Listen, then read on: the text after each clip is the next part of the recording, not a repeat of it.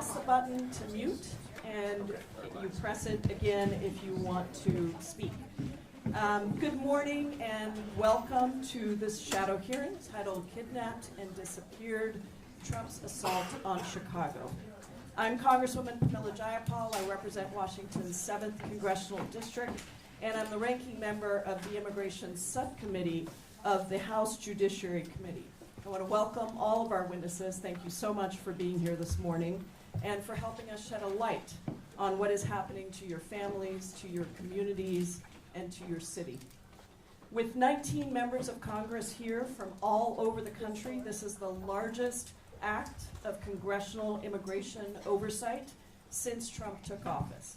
We are pleased to have with us Democratic Caucus Chair Pete Aguilar, Congressional Hispanic Caucus Chair Adriano Espaillat, several members of the House Judiciary Committee, as well as members from the wider Democratic Caucus.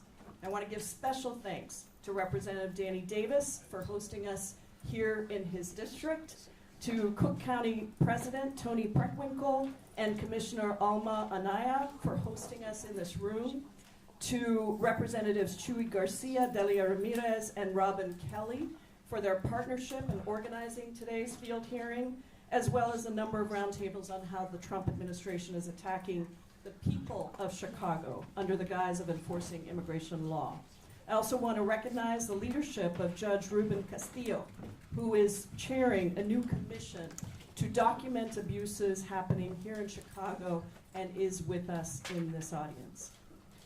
This is the fourth shadow hearing that I've held on the ways in which the Trump administration is destroying our immigration system and trampling on our constitutional rights by kidnapping and disappearing people of all immigration statuses, including U.S. citizens.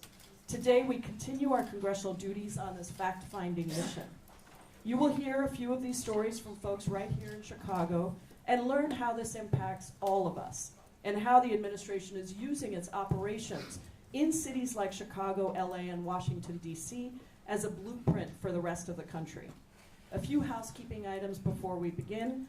While today's event is not a formal hearing, I will operate it as if it were, with opening statements from our witnesses and 5 minutes of questions from our members. We do have a timer that is here to help people keep track of the time, and since we do have many members here, I ask that you please stick to the time allotted for your questions so that we can end the hearing on time and move straight into the press conference that is scheduled to happen after this. I now recognize myself for an opening statement. Donald Trump set the stage for his invasion of Chicago by posting a meme on social media site saying that the city was, quote, about to find out why it's called the Department of War, end quote. He then told military leaders that he wanted to use American cities as, quote, training grounds for our military. And he really wasn't kidding. Here in Chicago, the administration is going to war with its own citizens, unleashing a kind of violence and inhumanity that we never thought we would see in an American city. The images and stories emerging from Chicago are part of the bigger picture of a president who abuses his power in violation of the Constitution and due process rights, a president who strips health care from millions of Americans while unleashing terror on residents of American cities that may have started with immigrants of all statuses, but extends far beyond to all residents, including U.S. citizens. Here in Chicago, under the cover of darkness, armed federal agents rappelled from Black Hawk helicopters to invade a South Shore apartment building. They dragged families out of bed, some naked, zip-tied children outside. Many affected were Black American U.S. citizens. Despite the Trump administration's claim that the building was frequented by Tren de Aragua members, only one of the 37 people who were arrested during the raid had any ties to the gang. The uncontrolled violence has separated families and inflicted chaos on communities and businesses. Masked men on the streets, kidnapping and disappearing people of all immigration statuses, including U.S. citizens. Federal agents pointing guns at unarmed civilians, tackling teenagers to the ground for the crime of running while Black, and deploying tear gas in residential areas around children and schools. Racial profiling of people simply for how they look, what language they speak, or what street corner they congregate on. All actions that are keeping families at home terrified to shop at the grocery store or even visit the doctor. Stunningly, even the Border Patrol chief, Gregory Bovino, has personally been involved throwing tear gas in violation of a court order. And even as federal agents terrorize and dehumanize people, they have lied over and over again about the people that they are arresting, adding insult to injury. This is not normal, and we cannot treat it as such. Instead of working with elected officials who govern this state and the cities, they are working, the Trump administration is using the power of the federal government to provoke violence, harming the long-term health, vitality, and safety of communities. Even judges are ruling against the administration's overreach, concluding that there is no substantial evidence that, quote, a danger of rebellion is brewing. Let me be clear that the majority of people that are filling the ICE detention centers do not even have a single criminal conviction. According to ICE's own data, 65% of immigrants detained have not been convicted of a crime. And on top of that, of those with any criminal conviction at all, a whopping 40% of the convictions are based on immigration or traffic offenses. Meanwhile, US citizens have also been illegally detained. And just yesterday, we heard directly from a member of the US Armed Services who was giving his life to serve our country, but came home to find that his father had been deported. These are not isolated stories. They are happening with a frightening regularity. They remind us that when you undermine the rights and the protections of one group of people, you undermine them for every single person. This is what happens when the administration, with the full blessing of the Supreme Court, is using racial profiling to go after anyone they think could be undocumented. They arrest citizens, green card holders, and undocumented people who have lived in our country for decades. People who have lived alongside us, raising American families and contributing to the US economy. This abuse of power from the Trump administration, though, is backfiring. The vast majority of Americans do not agree with these indiscriminate and abusive enforcement actions. The vast majority want a humane and working immigration system so that we can continue to benefit from the tremendous contributions of immigrants. House Democrats will do everything in our power to hold this lawless administration accountable and to connect the dots for the American people on health care, on immigration, and our fundamental constitutional rights. I'm so grateful to all of our witnesses for being here today to share their thoughts and perspectives, and I look forward to our discussion. It is now my pleasure to introduce today's witnesses. Lawrence Bonito is the Executive Director of the Illinois Coalition for Immigrant and Refugee Rights, or ICER. Since 2012, he has overseen successful campaigns to pass landmark pro-immigrant policies at the state level, shepherded the expansion of essential immigrant services programs, and furthered ICER's standing as a national leader in immigrant rights organizing. On the national level, Mr. Bonito serves as the board treasurer of the Fair Immigration Movement, or FIRM, and on the executive committee for FIRM Action. A Peace Corps alum and the son of immigrants from the Philippines, Mr. Bonito lives on the south side of Chicago with his wife, 4 kids, and 2 dogs. Genesis O. Ms. O is a 19-year-old freshman at Roosevelt Institute in Chicago. Her mother, Laura, is currently detained in El Paso as a result of a DHS enforcement in Chicago. Laura has been continuously present in the United States for over 20 years. She is a successful entrepreneur and businesswoman who was also successfully raising 2 children of her own prior to this Border Patrol Home Depot parking lot raid and subsequent detention by ICE.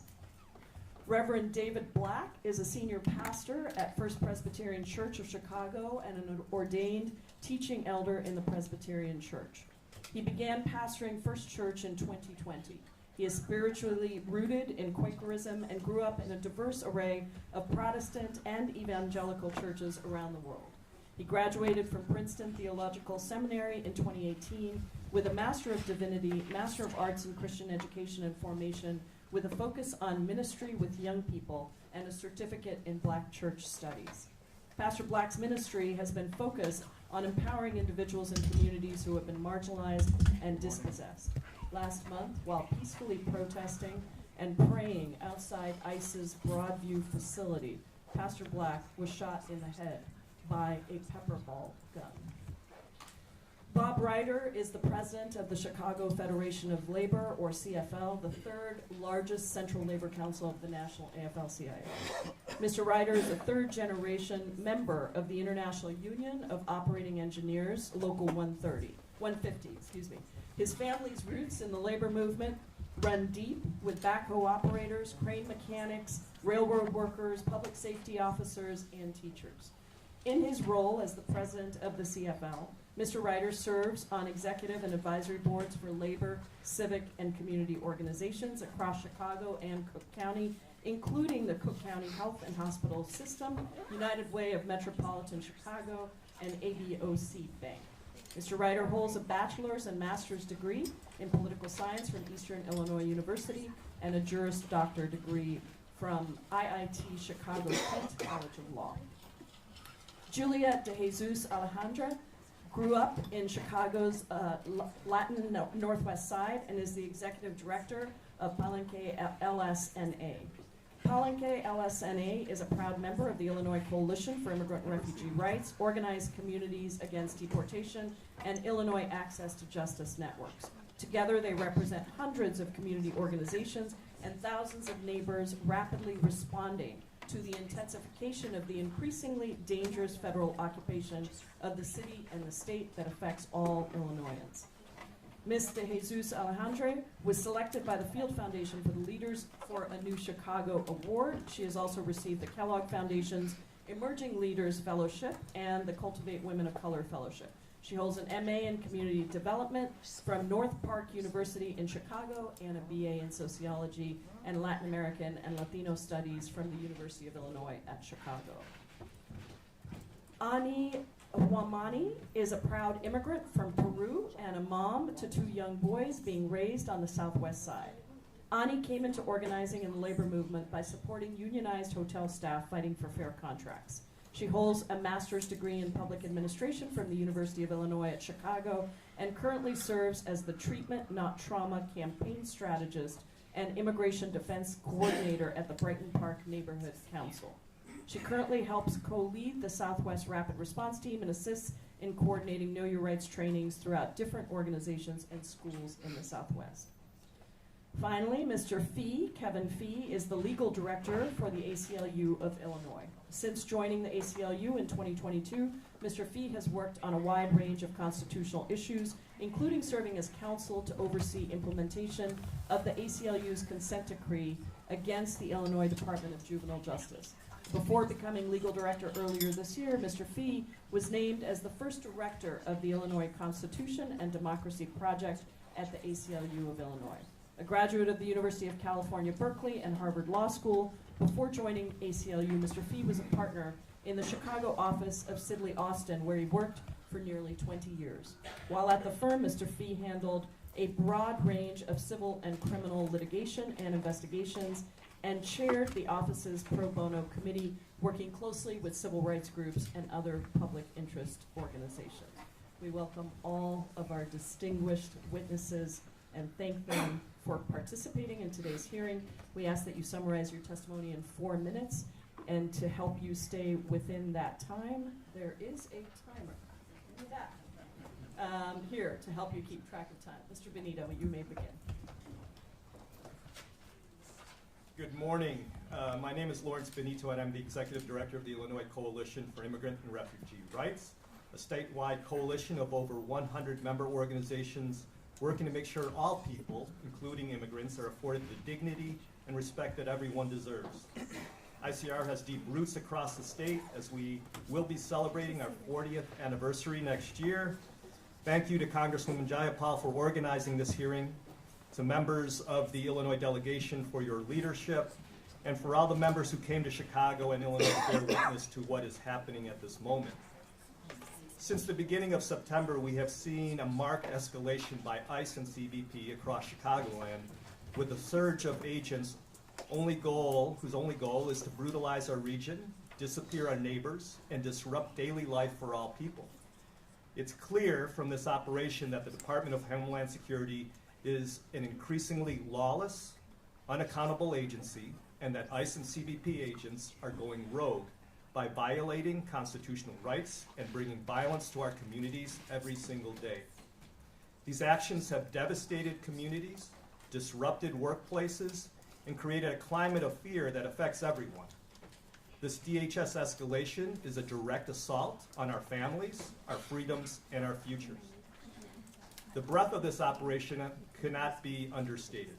It impacts city neighborhoods, suburban towns, and beyond. The daily violence reaches citizens and non-citizens alike.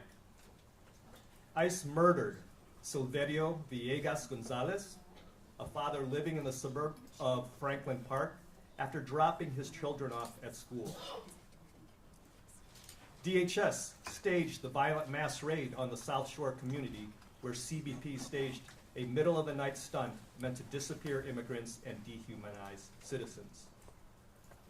And an overnight raid in Elgin, Illinois, recorded for social media with Secretary Noem in tow, agents detained citizens as part of their disruptive operation, in addition to separating an immigrant household.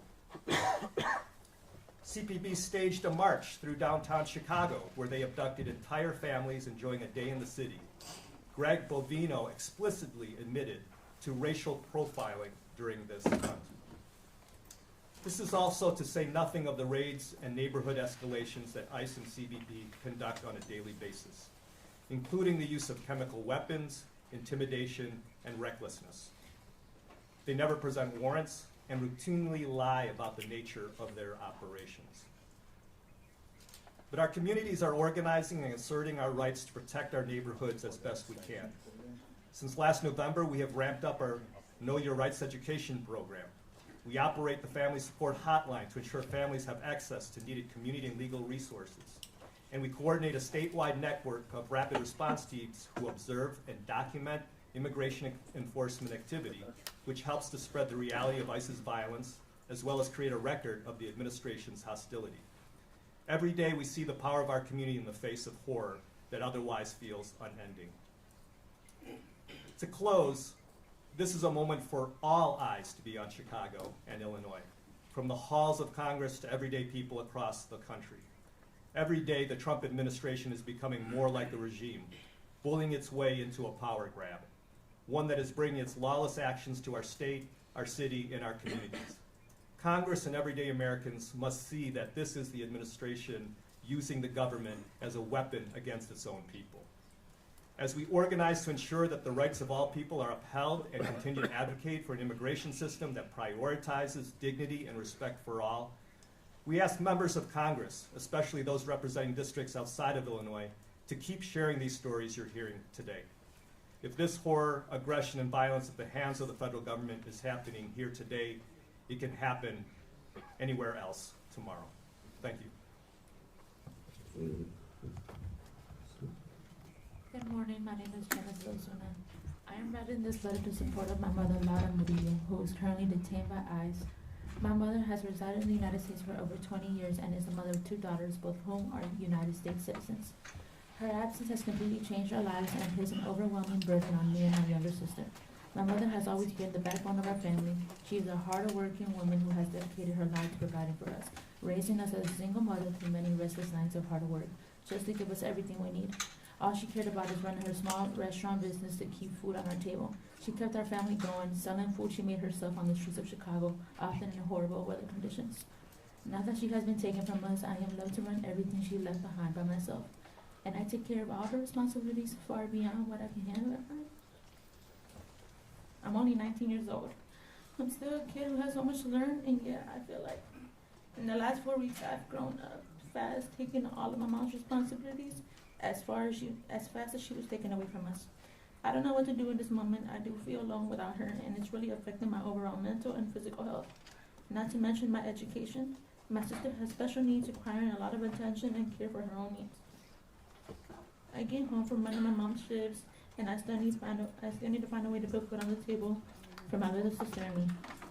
I have to seek more affordable meals because I don't have enough money to pay the bills that are already piling up.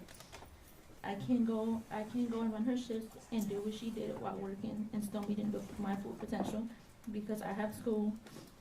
I have to miss classes to provide for my little sister, and I might not go to classes, but I have to make sure she does. I am now the sole caretaker of my younger sister who has a disability. She is 16 years old, but developmentally she is so much younger than that. She doesn't understand why her mother is gone or where she is and why she can't see us. She can't mentally focus because of all the worries. All she worries about is when will I see my mom again. She cries when we get back home, and my mother is not there to give her the full attention she is used to having. And every time my sister realizes that our mother is gone, it's like she is reliving the trauma from her absence. It breaks my heart because I simply can't give my sister what my mom gives her. We all only have one mother, and my sister badly needs her mom back at home with us. She cries herself asleep at night since she has been gone. She lost her appetite and she is struggling to get up, eat, get up or shower. I'm really worried for her mental and physical health, for her own ability to concentrate in school. What will happen to her if the situation goes on for too much longer, or if I need to take care of her full time? I am currently a college student studying radiography, a program that requires long hours of focus, dedication in studying, and demanding classes. Balancing my education with the sudden responsibility of managing my mom's absence, caring for my sister and her special needs, and maintaining our household feels overwhelming and nearly impossible. My education, which I have worked so hard on to achieve to get to this point, is now at risk because of these responsibilities that have fallen on top of me. I want to have a bright future, but right now it's looking impossible. My sister needs stability, guidance, and the daily love and care that my mother has always provided, and I do too. She is our source of love, patience, kindness, and support, and now I feel like I don't have anyone to confide in or turn to or rely on, and the world feels so much more difficult, colder, and a lonelier place without her. I am doing everything I can to step into my mother's shoes, but the truth is I cannot replace her. The emotional toll of being without our mother has been devastating, not only for me, but especially for my sister, who does not fully understand why my mother is not here. I ask with all my heart to please take into consideration the pain, hardship, and struggles that our family is enduring without my mother. We need her home with us. My mother is not only our provider, she is our comfort, our strength, and our only parent. Her absence is tearing our family apart. And I am pleading for mercy and compassion so that we have her back with us. Thank you for taking the time to hear us out and for considering the deep impact my mother has made to our family.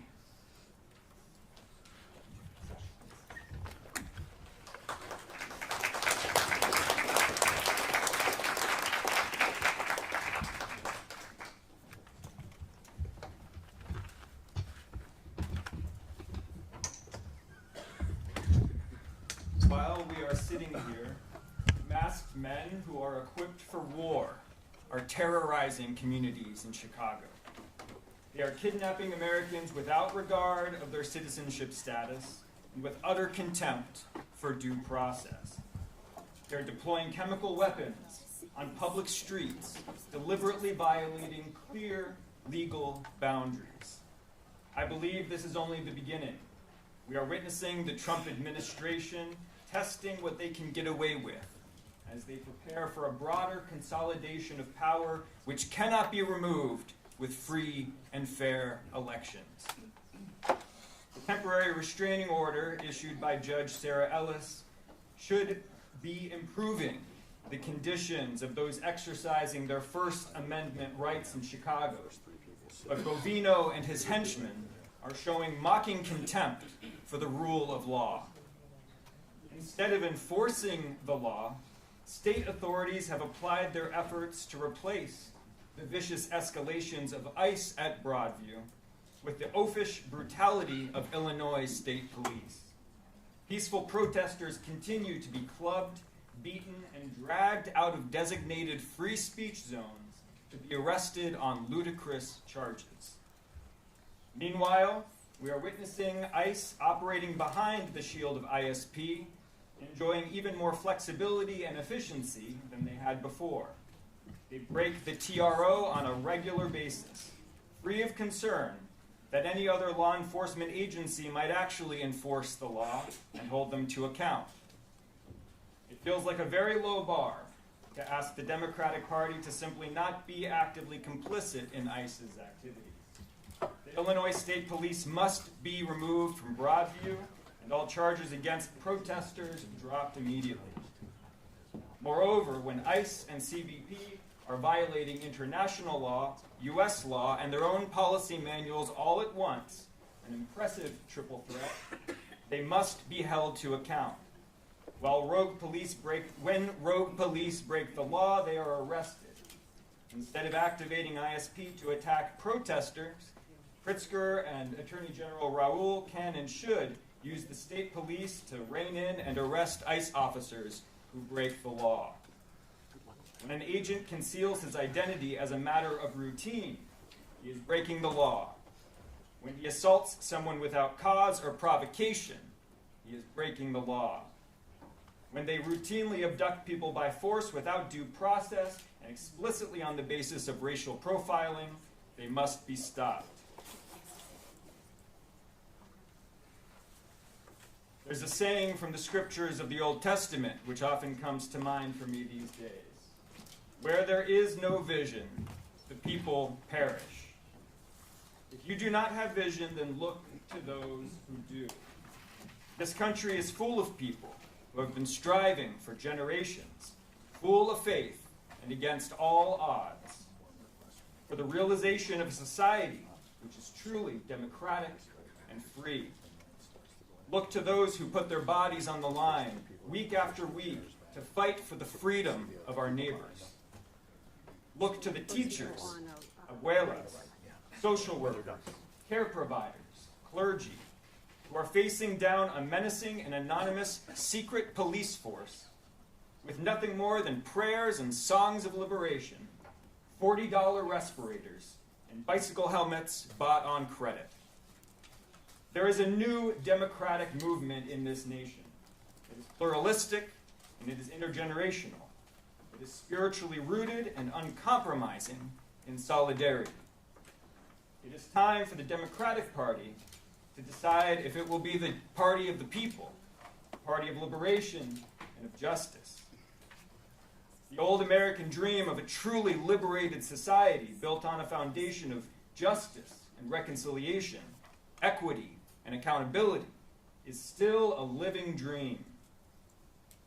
If the inheritors of those heirloom seeds are not yet holding office hours in the halls of Congress, then it is time for our esteemed elected representatives to return to the streets where the dream of democracy first took root. Thank you. Ranking Member Joe Paul, members of the committee, and invited guests, thank you for the opportunity to speak today on behalf of Chicago's working people. My name is Bob Ryder, and I serve as president of the Chicago Federation of Labor, representing nearly 300 affiliate unions who in turn represent 500,000 working women and men in Chicago and Cook County. I also want to add that I am a proud board member of the Illinois Coalition of Immigrant and Refugee Rights, and I'm proud to sit up here on this panel with my brother, Lawrence Bonito. I want to begin by saying plainly, the recent surge in immigration and customs enforcement activities across the Chicago area has created fear, disruption, and chaos. These actions have undermined workplace safety, reduced productivity, and destabilized local economies that depend on trust, cooperation, and stability among workers and employers alike. When federal enforcement operations unjustly target entire groups of people, the chilling effect ripples across every job site, every neighborhood, and every household, far beyond just immigrant communities. Working parents are afraid to go to work for fear of being unjustly apprehended. Rideshare drivers are being targeted as they pick up passengers from our airports. Social workers are trying to support children whose family members have been detained and deported. ICE enforcement operations, especially those conducted without judicial warrants, do not preserve order. They disrupt it. The labor movement fights for the stability working families need to thrive, the stability provided by fair pay, safe conditions, and dignity on the job. But when fear drives people into the shadows, wages are suppressed, exploitation increases, and unscrupulous employers gain an advantage. The economic price of this chaos is immeasurable. All sectors of the economy have been hit, but the effect is especially notable in construction, hospitality, healthcare, and logistics, which have experienced slowdowns during this period of heightened enforcement in an incredible way. And you know what? I'm gonna break from these comments for a second that I have prepared. Let's remember something. Donald Trump built his entire fortune on the backs of immigrant workers, on the backs of working class people. And he's not just targeting the workers. He's targeting the business owners too. The ICE agents are indiscriminately pulling people over in their cars and asking for their passports. And when they show a driver's license, they're throwing it back in their face and saying this is fake. And when a U.S. citizen establishes that they are a citizen, they're yelling racial epithets at them and leaving. And that's after detaining, humiliating, and disregarding people of their humanity, regardless of citizenship status. If they're treating U.S. citizens like this, imagine how they're treating immigrants, people who came to this country looking to support their families, workers who support the economy. And I'm going to tell you, what we call someone like this on the southwest side of the city, we call him a punk. And not the cool kind of punk that's going to a club show and experiencing our vibrant music scene. They're straight up, Donald Trump is a straight up punk, and Chicago is a beautiful city. Chicago is one of the most beautiful cities in America. It's the hometown of the American labor movement. And Chicago is not going to stand for the disruption and chaos that Donald Trump's agenda is visiting upon this city. So I ask you this. If members of this committee can stand up to Donald Trump, tell Mike Johnson to seat the newest member of Congress from Arizona and release the Epstein files. Thank you.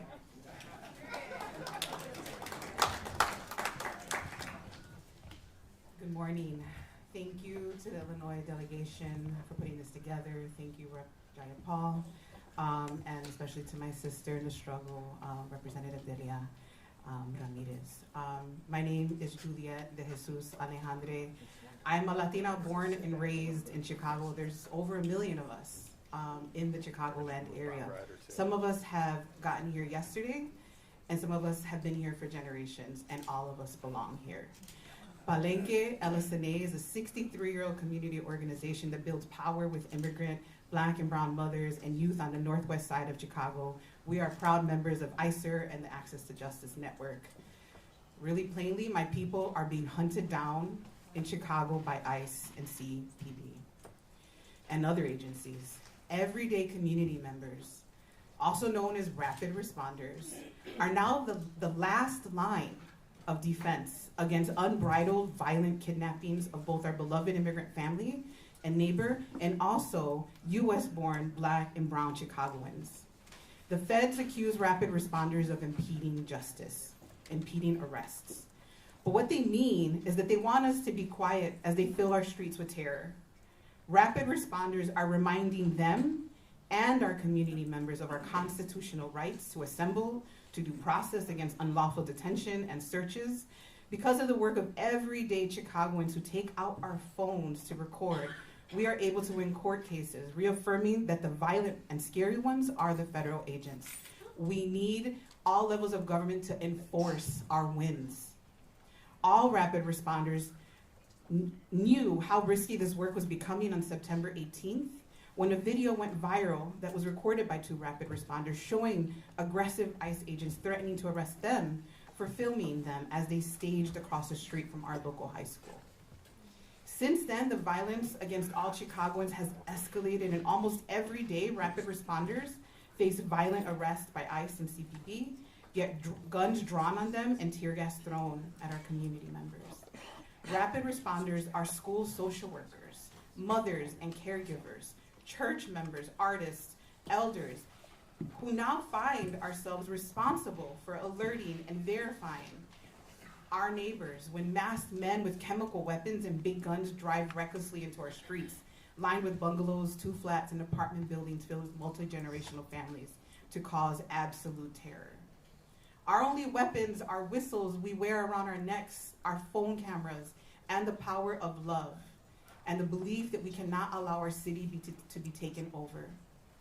On a warm Friday morning, we received multiple text messages about a multi-vehicle collision caused by ICE chasing a father in a work truck. While a few blocks away, tear gas canisters were being unleashed along Armitage Avenue and Central Park, steps away from Funston Elementary School and Rico Fresh grocery store. After ICE agents became frustrated at community members who watched in horror as they harassed shoppers. The gases contained heavy metals that caused lasting damage to lungs. There was a 2-year-old walking with their parents at that moment and hundreds of elementary school children across the street.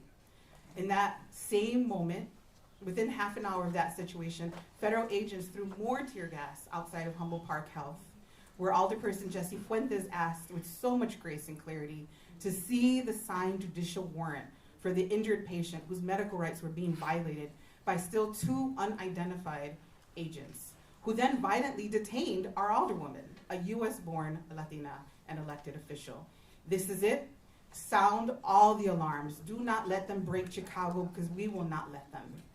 Tell your colleagues in DC that everyday Chicagoans wake up in the morning and pray for the strength to be vigilant enough to protect our people. Who do we call when federal authorities break down doors in the early morning before school starts and takes a father, leaving behind a mother to take care of 2 toddlers with disabilities and a teenager? Well, in Chicago, we've learned we had to call each other up. We keep us safe. ICE and Custom Border Patrol, they have $170 billion at their disposal to be domestic terrorists, but rapid responders have connection, commitment, and courage to be a force of order, care, and documentation of human rights violations when all other systems are failing us. We are asking you to match the courage we are seeing on the streets of Chicago before we lose everything. Thank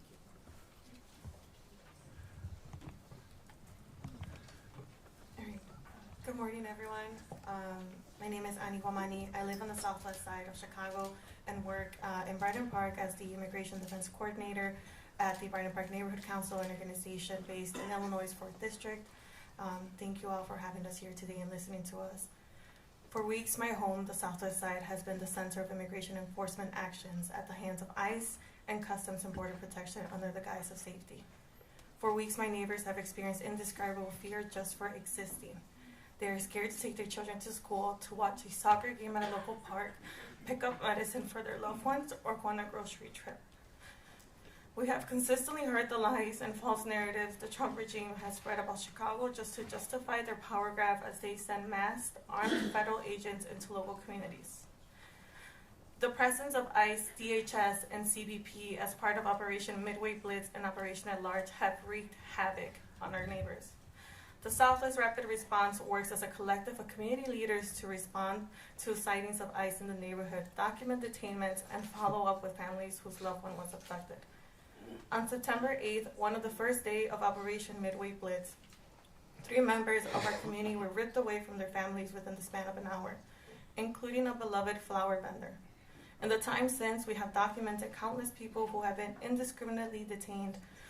A dad walking to Walgreens for a prescription for his son after a dental surgery. A young man on his bike and another picked up outside the train station. Bystanders who are getting snatched in a matter of seconds in front of our own eyes just because of how they look. A teenager and her mom were kidnapped on the way to a local grocery store in the Southwest. This was a decision that they made out of necessity because there was no more food left at home. A raid on Swaparama, an open-air flea market that's long served as a home to street vendors. Children are walking alone to school, and at times we've seen them doing grocery shopping with a paper list and money in hand. As Brighton Park Neighborhood Council, we have provided urgent support to 26 families who have a loved one detained through case management, providing gift cards to meet needs, including covering the cost of phone calls and commissary in detention centers, accompanying students to schools, building their own walking buses, and directly delivering groceries to people's homes. Additionally, our organization has organized a food drive, providing groceries to approximately 100 families who have not been able to leave their homes out of fear. BPNC has pivoted our work to ensure that families know they are not alone. From transitioning appointments remotely to assisting with temporary guardianship letters, court accompaniment, housing assistance, we know the need for support is vast as families navigate mountains of uncertainty. Right now, all eyes need to bear witness to the injustice that's really happening in Chicago. With 2 operations on the ground, the effects are chilling. ICE and CBP are operating without a hint of accountability or transparency for their actions. Just yesterday in La Villita, they blatantly violated a court order against the use of chemical weapons in crowds. Almost a month ago, agents shot and killed Silverio Villegas Gonzalez. Shortly after, agents caused a multi-vehicle car accident which resulted in them shooting a woman 5 times. This led to a full-scale occupation of Brighton Park with tear gas thrown down streets, leaving families struggling to breathe, guns aimed at crowds, and an armored tank taking over the street. An image I never thought I would see just blocks away from where I take my kids to school. What's happening in Chicago right now is an attempt to set the stage to weaponize this regime against our city and state. Where is the accountability? Where is the transparency? The Trump regime is actively using Chicago as a show for entertainment while families are being torn apart. We are witnessing the invasion of our communities by federal law enforcement who refuse to identify themselves and loved ones be disappeared in the blink of an eye. As an organization, as rapid response teams, as neighbors, we refuse to allow our families to be taken quietly. Thank you.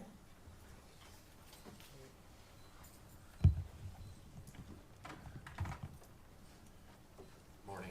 Thank you, Member Jayapal, for having us here today. My name is Kevin Fee. I am Chicagoan. I'm a father of 4, and I am the legal director at the ACLU of Illinois. And I want to thank you for holding this shadow hearing today. It strikes me that it's called a shadow hearing. What it's really doing is bringing sunlight, and I think we all know that sunlight is the best disinfectant now and always will be. But especially so now, when the entire notion of a shared truth is under attack. It's important when we have an administration whose abusive policies are based on a series of falsehoods that are so brazen that sometimes they go unchallenged, and they go unchallenged for so long that they get forgotten. And there's a real danger in that. There's this pattern I've observed in public rollout of a new abusive Trump administration policy. A member of the press will repeat some outrageous falsehood that justified the policy. And then they'll say, moving beyond the bluster, let's talk about the broader context. Let's pause a beat there. Let's not move beyond the bluster, and let's not call it bluster, because it's more than that. Let's call it what it is, which is a falsehood. And when it's a falsehood that forms the basis of an entire change in administration policy, it's important to call it that. And it's important to talk about it, to pause on it, and to keep talking about it. And so I thank the members for having this hearing for that reason today. I think what's happening here in Chicago is a great example. All of us here at this table have the surreal experience of going about our business every day, walking our dogs, maybe picking up our kids from school, coaching Little League in a city that the administration tells us is on the verge of an open rebellion. Look around you. It's not.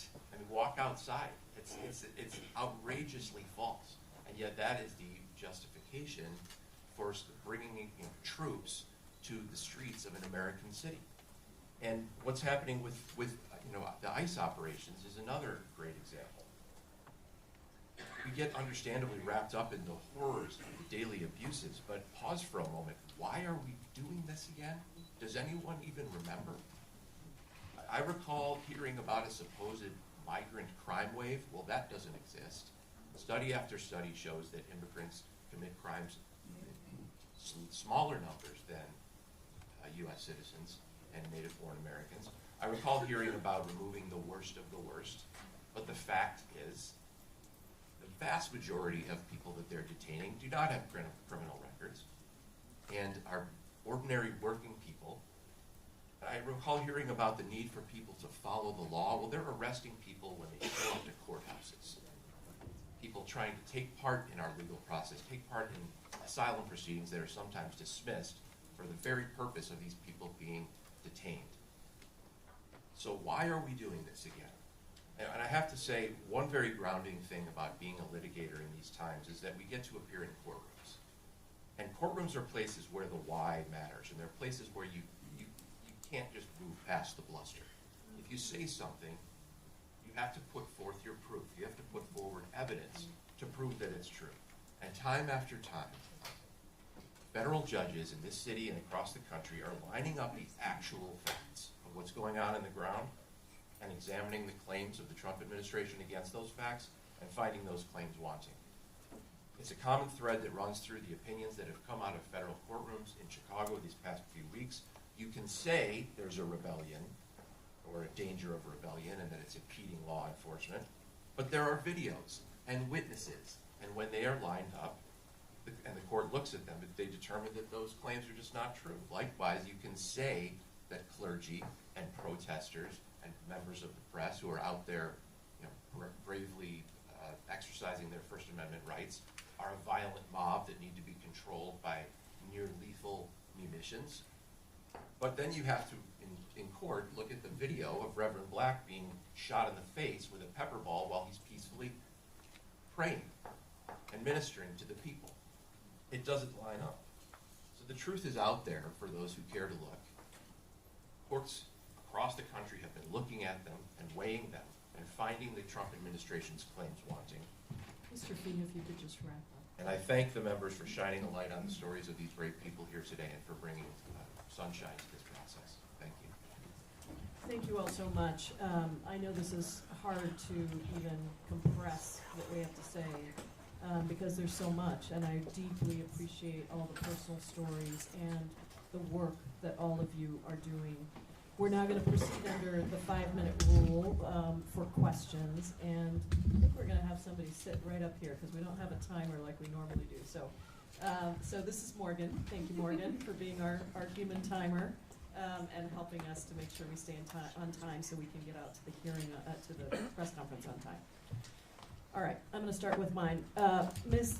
Jesus Alejandre, the Trump administration keeps making these claims that those of you who are doing rapid response work are somehow assaulting ICE or standing in the way of impeding ICE.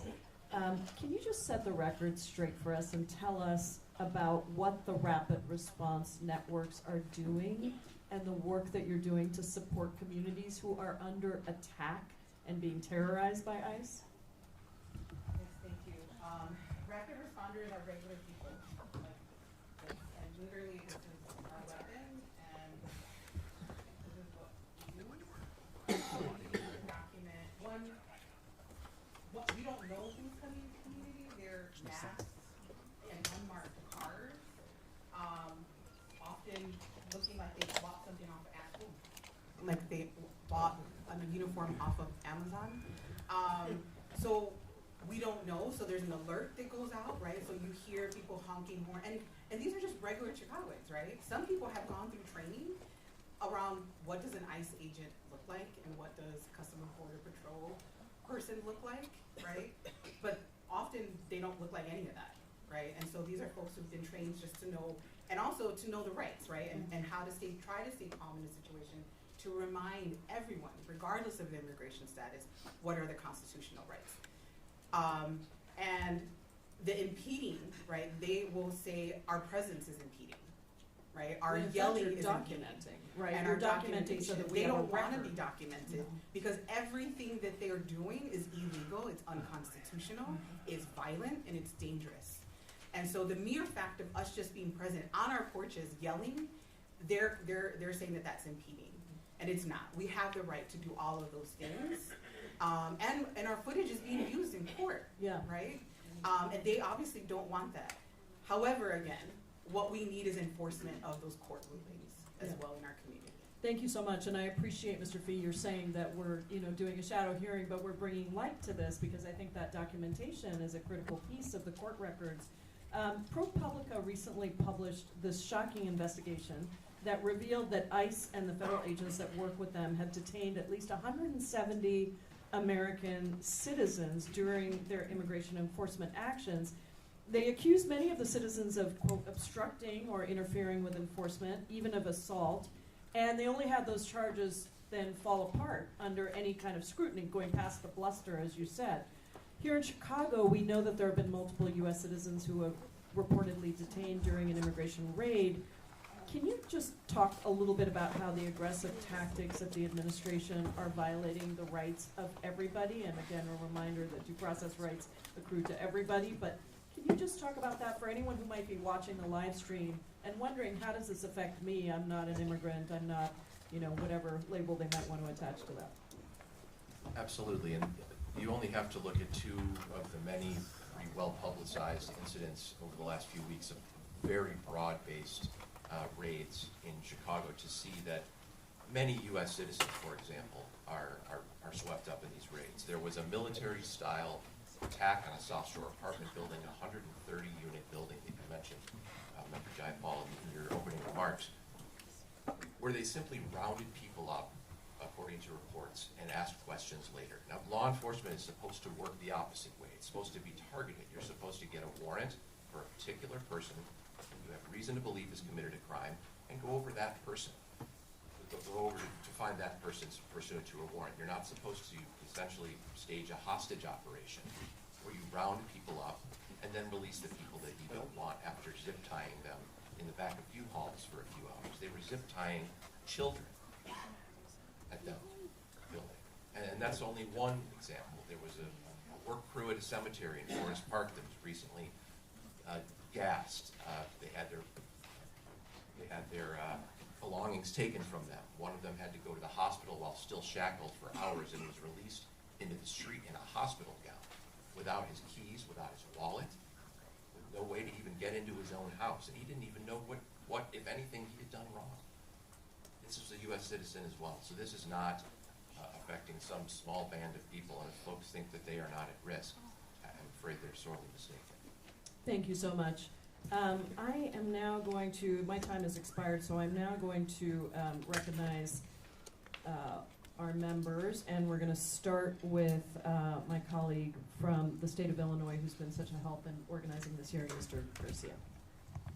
Thank you, Chairwoman Jayapal, for your partnership in convening this hearing, and of course your relentless protection of immigrants in our country. To all of our colleagues who are here visiting from out of state, welcome to Chicago, Cook County, and Illinois, a city built by those that the powerful tried to keep out. That's why we are who we are. We acknowledge the native inhabitants of this land, and also from its Black Haitian immigrant founder to Europeans escaping famine, to Mexicans and Asians seeking work and safety. Chicago's story is a story of immigrants building a city of hope and of hard work. My father came to the U.S. from Mexico through the Bracero program, and the rest of our family, joined him. Chicago gave us a chance, and I've spent my entire life hoping to give everyone, every other family, a chance as well. I was proud to serve in Mayor Harold Washington's administration when 40 years ago he issued the executive order that made Chicago the first immigrant-friendly, welcoming city in the country in 1985 across the hall. And in this boardroom, we approved the nation's first ICE detainer ordinance that limited our cooperation with ICE, but for judicial warrants. And of course, I continue to fight in Congress today. But right now, my community is under assault by our United States government. My district has become the focal point of that assault. Just 2 days ago, federal officers raided my community of 57 years, Little Village, and detained U.S. citizens, street vendors, and stormed a laundromat and handcuffed parents in front of their children. Yeah. And yesterday, they did it again. brutalizing U.S. citizens and other people, flying helicopters menacingly low above our homes and businesses, and we have the video to prove it. None of this is about public safety. It's about inciting violence and chaos to justify Trump's illegal occupation in our communities. And we've seen the consequences. You heard it already. Federal officers killed Silverio Villegas Gonzalez after he dropped his kids off at school. ICE also shot a woman in Brighton Park, as we have heard. They've abducted parents like Abel Orozco, who was detained in a case of mistaken identity and is still trapped in detention for months now. They have shot chemical agents and rubber bullets near schools and senior homes. They've conducted raids near churches and clinics and places that should be sacred. That's why we're conducting oversight and demanding accountability and an end to the lawless federal invasion of Chicago. We applaud Governor Pritzker, Mayor Johnson, County Board President Preckwinkle, and of course, we welcome the comments of Cardinal Supich that were issued yesterday, standing with immigrant families and children in particular. And we welcome the announcement of an Illinois Accountability Commission that Governor Pritzker made yesterday, chaired by former judge, federal judge Ruben Castillo, the former chief federal judge of the Northern District of Illinois. We've been working closely with the organizations on the ground and advocates on the front lines, including the rapid response networks that are vital to protecting the community. Thank you to all the witnesses. A couple of questions as time is running out. I'd like to begin with Ms. Huamani from Brighton Park. Can you very briefly, in perhaps 1 minute, describe how the communities that you work with and represent have come together to stand up to the lawless federal government, and what lessons the rest of the country can learn from us? Yeah, thank you. So basically, as co-lead of the Southwest Rapid Response Team, we've been able to just analyze community members, like how do they want to get involved, right? So they've been able to support either locally responding and being part of our network, but also they've started to build their own walking buses. We have our promotoras de salud, our health promoters at BPNC. They've been taking money out of their own pockets to start grocery shopping for families. And we've also ourselves have been volunteering from 6 a.m. all the way to 10 p.m., have built a way to warn our neighbors if ICE is in the neighborhood, but also to respond to tips. We've seen a vast majority of people that have never been connected to any community organization come up and show out in recent months since Operation Midway Blitz started, and have been able to we have people that are even using 3D printers, their personal 3D printers, to print whistles. So there's literally people contributing in every way and every effort right now to warn our neighbors and keep each other safe. Thank you so much, Ms. Huamani. My time is up. Just to say, Chicago, Cook County, and Illinois will not bow to intimidation. Thank you. Madam Thank Chair? you so much, Mr. Garcia. Now my honor to recognize Representative Delia Ramirez, also from Illinois, who's been incredibly helpful and serves on the Homeland Security Committee. Thank you, Congresswoman Jayapal, for convening today's shadow hearing. You've heard from the witnesses today the day-to-day life here, and it's so important that many members of Congress have come to Chicago to really understand the on-the-ground realities of Trump's assault on American cities and to stand in solidarity with us. Thank you. As a member of Homeland Security Committee, I've consistently sought to conduct oversight of DHS for its unlawful, unconstitutional, unaccountable actions in Chicago and across the country. As a Chicago resident myself, I know firsthand the terror DHS and ICE seek to instill in us. Our residents have been surveilled, they have been threatened, they've been tear gassed, they've been hit with pepper balls, they've been shot, they've been subjected to warrantless arrest and precision immobilization, technique maneuvers, and kidnapped and disappeared. The greatest threat to public safety in Chicago is ICE and CBP. I think it's important that we lift up just how out of control and unaccountable DHS is. On Friday, October 3rd, rogue federal agents deployed chemical agents less than 1 block in my neighborhood from Chicago's Funston Elementary School. And while warning that the unleashed terror would have on pedestrians, consumer grocery shopping, and even children playing in the school lot. On October 9th, U.S. District Judge Sarah Ellis ordered federal agents in the Chicago area to wear visible identification and limit the use of anti-riot weapons, such as pepper balls and tear gas. Mr. Fee, to your knowledge, are federal agents complying with the judge order, yes or no? There have been many instances of violations of the order. And the litigation team, of which I'm a part, have been bringing those to the judge's attention in real time. Thank you, Mr. Fee. Yes. Thank you. And despite the court ordering them to stop, as you're saying, federal agents continue to disregard the rule of law. On October 12th, in Albany Park, on a residential block, at least 4 vehicles with federal agents tear gas residents without warning. The reckless behavior of these agents executing Operation Midway Blitz is well known to all those seeking to protect our neighbors. Ms. De Jesus Alejandre, can you briefly speak to the kind of recklessness and the intimidation that rapid response teams are witnessing on the ground? Yeah, that one was a couple blocks from my house. I remember my twins, who also have disabilities, like we couldn't leave the house until at least 5 p.m. every day. Turn your microphone on. Yeah, sorry, it's on, but get closer. The recklessness we see is that they will just throw, they're ready. You could see them. They come angry. They come ready to confront. They're dangerous, and they want to cause harm. The point is terror, right? The point is to escalate so that they have the excuse and the cover to keep doing whatever they want to do to us. Thank you. Federal agents are violating our rights. They're threatening our leaders. They're snatching people without warrants based on the color of our skin.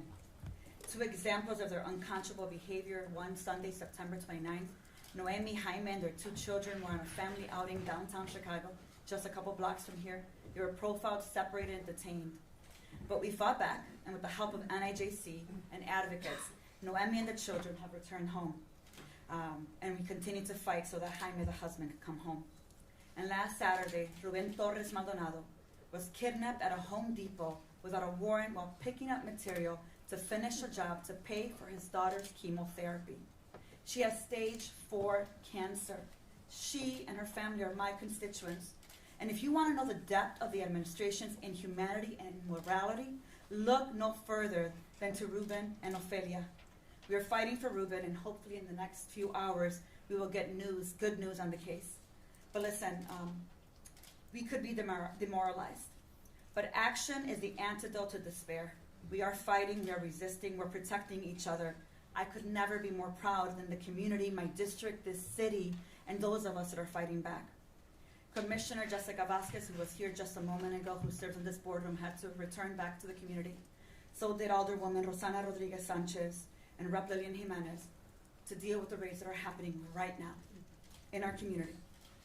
We will continue to organize because we know that fascism always requires a public enemy, but we will not be broken. We will not bend the knee. We will hold them accountable. And this hearing is one step towards that. Thank you, Congresswoman Jayapal, for your leadership, for your constant leadership, and for the work we will do.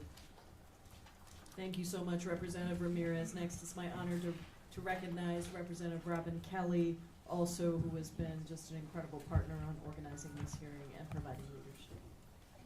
Thank you, Chair Jayapal. Thank you, Congressman Chuy Garcia, Congresswoman Delia Ramirez, and putting this hearing together. It's been an honor to work with you. And thank you to all my colleagues that have flown in from New York to California. I just ask that you please remember the stories that you hear today. And I want to thank the witnesses for all of you coming out. I especially want to thank Genesis. She's my constituent, and it's brave for a 19-year-old to be able to tell her story.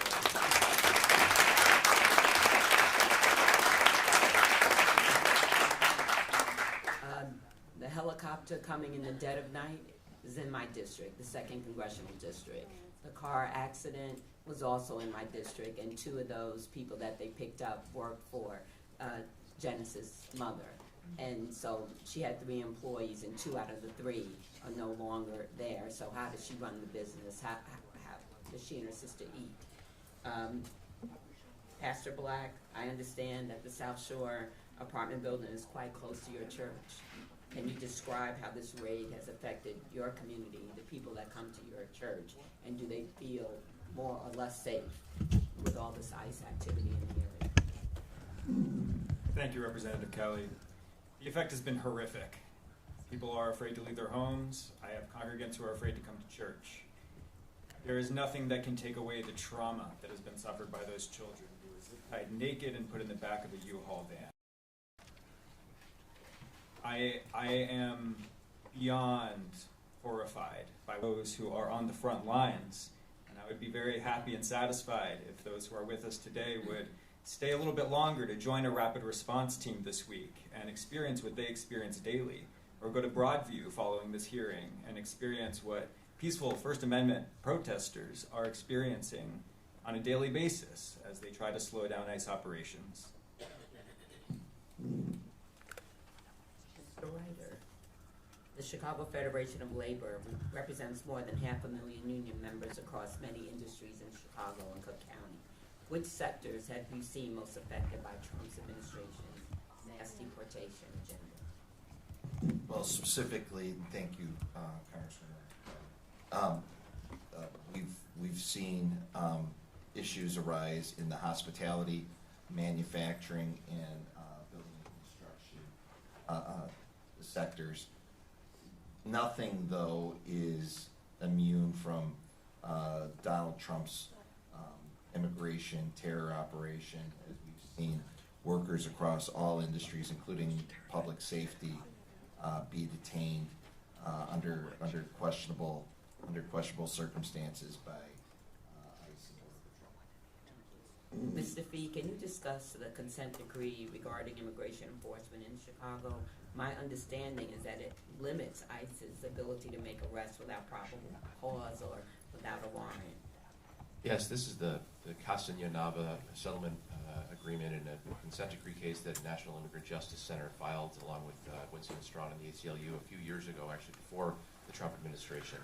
It forbids suspicionless traffic stops and warrantless arrests, except in instances where ICE can specifically document that they have reasonable suspicion for probable cause that someone is in the country illegally and a flight risk. And if they do not document those things, the person can be released under the consent decree.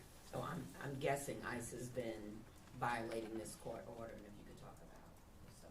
They have been, unfortunately, and NIJC has been working tirelessly to keep track of those violations and bring them to the judge's attention. Dozens at a time, unfortunately, so it's something that we have to constantly stay on top of, but it's something that people need to remember, that they do have rights under this consent decree. If they feel it's been violated, they should contact the reporting structure through NIJC, and we will get it before the court just as soon as we can. I just want to thank all of the witnesses again, thank all of my colleagues for coming in. This is unacceptable, as was said yesterday at the round table. This is not normal, and we can't get weary and we can't get lost in the chaos. We have to keep fighting this issue. Thank you, and I yield back. Thank you so much, Representative Kelly. Now, let me recognize Representative Danny Davis, in whose district we sit, and thank you for all of your leadership and your work. Thank you, Madam Chair. I welcome all of my colleagues to Chicago, city of the big show, city that was founded by an African-American immigrant, John Baptiste Clinton South, and his Native American wife. Representative J. Paul, I want to commend and thank you, not only for your outstanding leadership on this, but on many other issues that affect the American people and the world order. I am pleased to live in the state of Illinois, a state where the governor, the mayor of our largest city, the head of our county government, statewide elected and local officials, but more importantly, the people are all pushing back, saying that we are unified around the concept that immigrants have rights that must be respected, rights that must be protected, and with humanity. We are a unified state and believe that it is our duty and responsibility to not only keep the unity going, but to protect all of the people in it. Ryder, Bob, the Trump administration claims that its aggressive immigration enforcement activities are necessary to protect American jobs and protect American workers. Could you describe how indiscriminate immigration raids and mass deportation ultimately harms and not helps American workers? But in couching his terror immigration operations, Donald Trump has falsely implicated American jobs. As anyone who's ever looked at job and economic data, our immigrant workforce, both documented and undocumented, has built the American economy. And by disrupting our community's workforce, we have seen problems with being able to deliver goods to market, to be able to complete various construction projects, supply chain issues. But that just underscores the bigger impact that it has on the community, where immigrants, documented or otherwise, are consumers, contribute to our tax system, and help lift up our community every day. So it's just another false statement by this president. And just quickly, why is organized labor so engaged in this issue? Well, if you look at the Chicago labor movement, we are a majority minority labor movement here in Chicago and Cook County.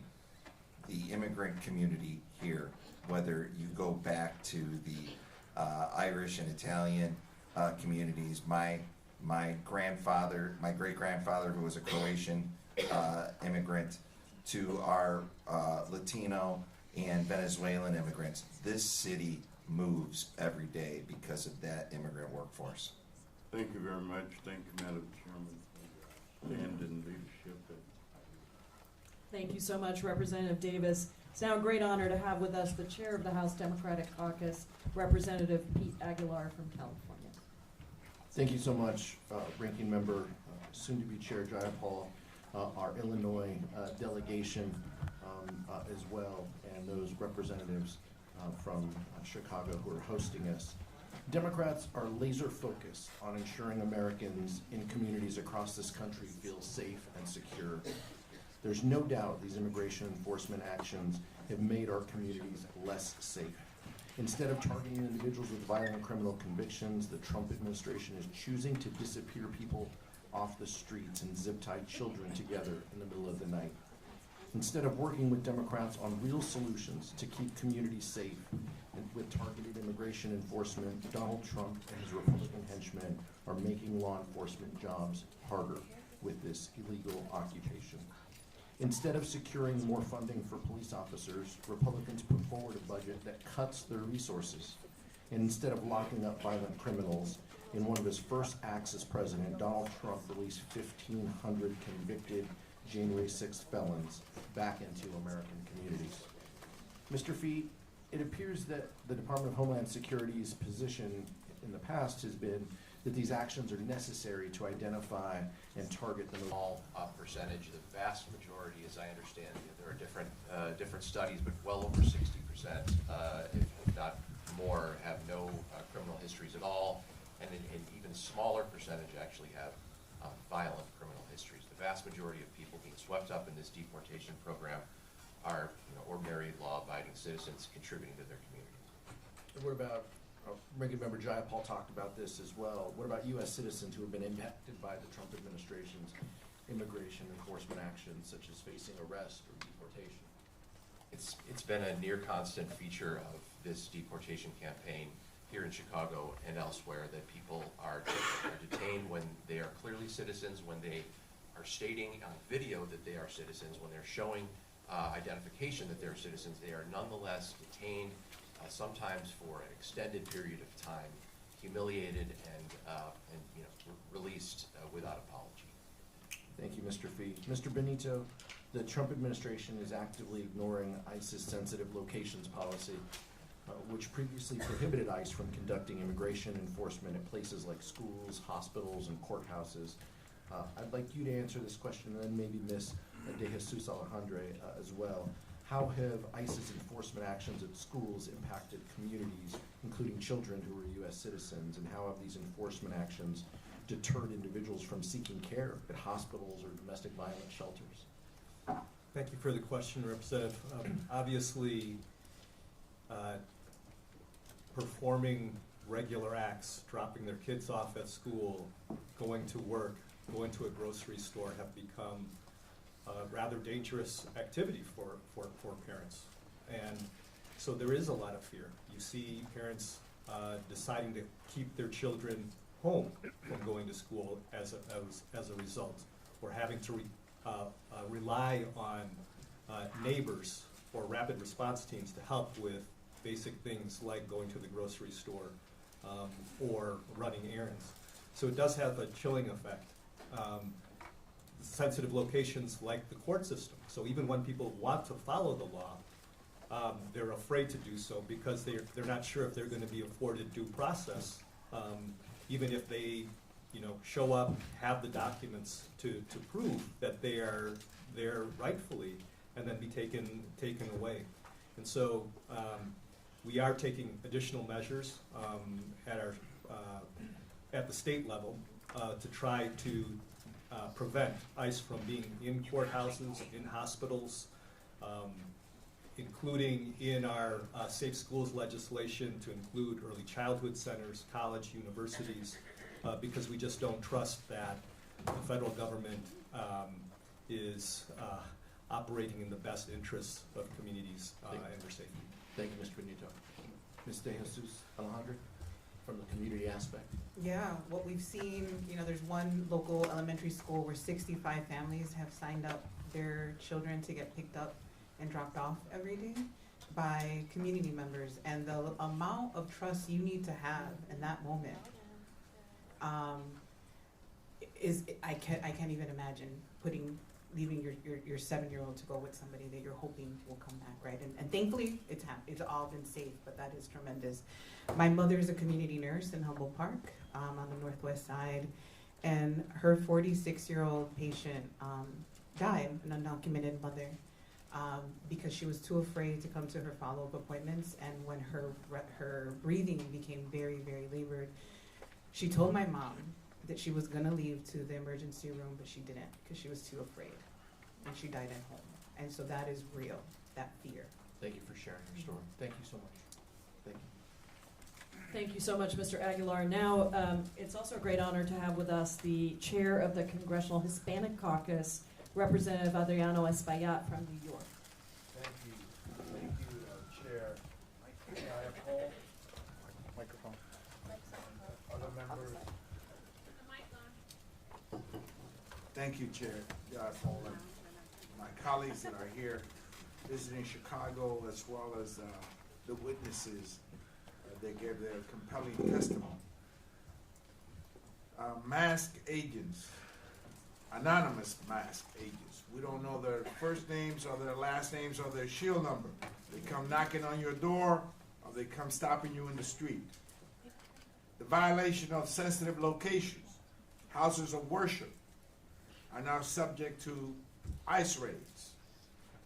Little access to the detention center, although it is guaranteed to members of Congress by the law. The use of tear gas and other toxic chemicals, including at some of our members of Congress while visiting detention centers. Senator Alex Padilla, a sitting senator of the state of California, thrown up against the wall and on the floor, like many other Americans are being subject to as well, by out-of-control ICE agents. the detention of green card holders, of TPS recipients, and even U.S. citizens, the deployment of the National Guard on cities that have not asked for it to come in. And of course, the weaponization, the political weaponization of the Justice Department.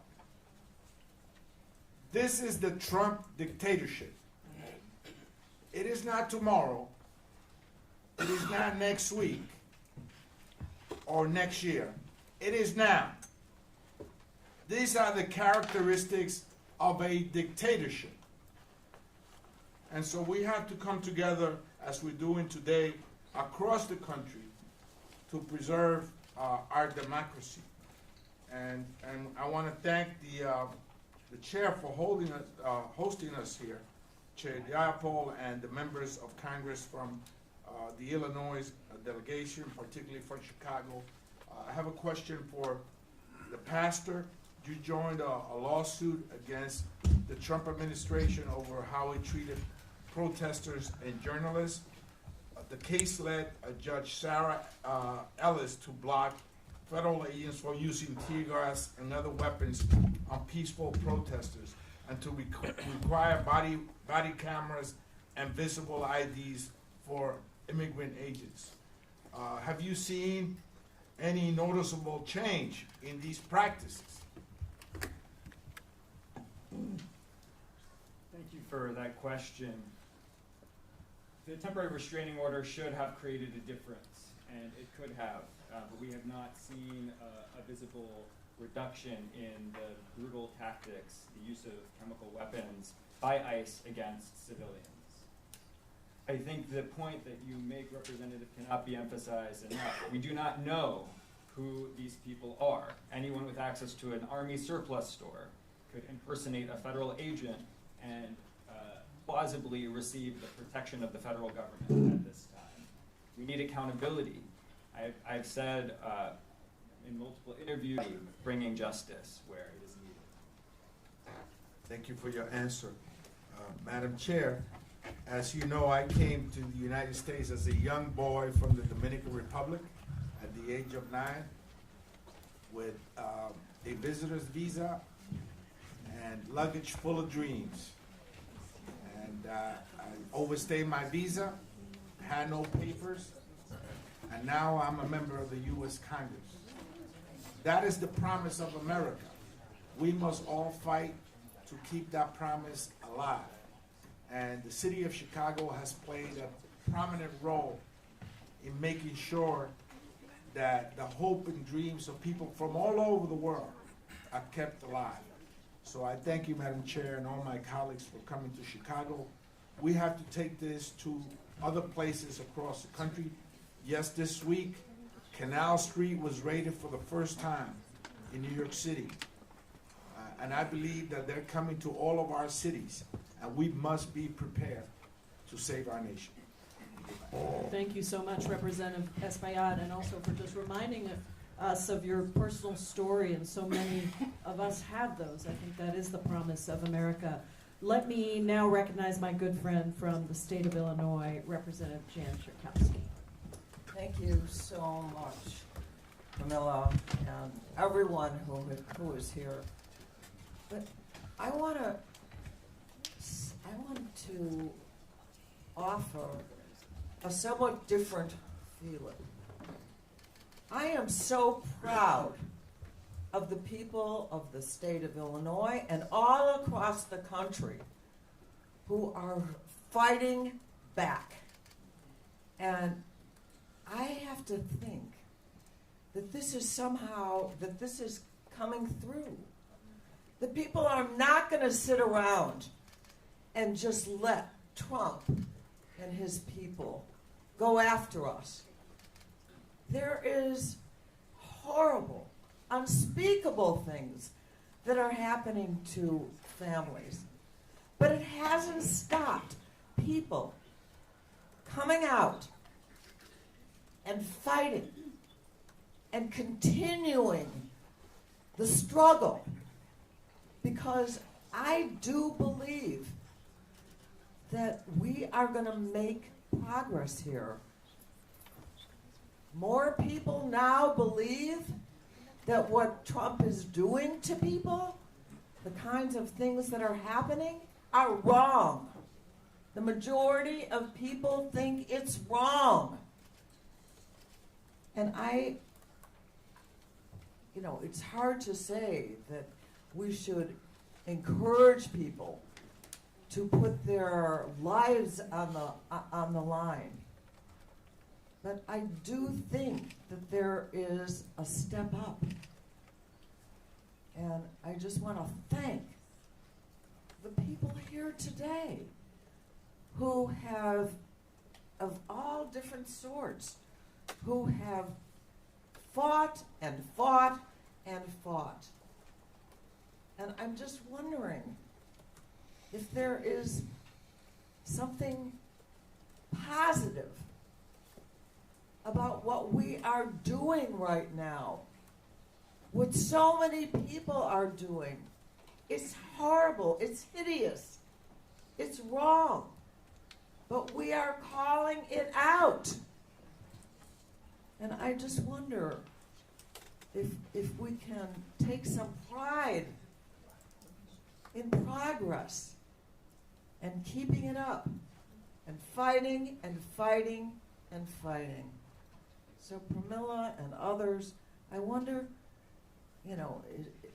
can we only focus? Of course we focus on the negative and the things that are done, and I think in some ways that Chicago has really gotten under the skin of Trump. But I also want to thank all the people who in this town and all across the country who have made a decision to fight back. It matters, don't you think?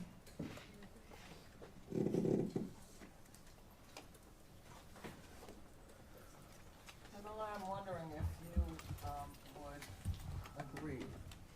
Yes.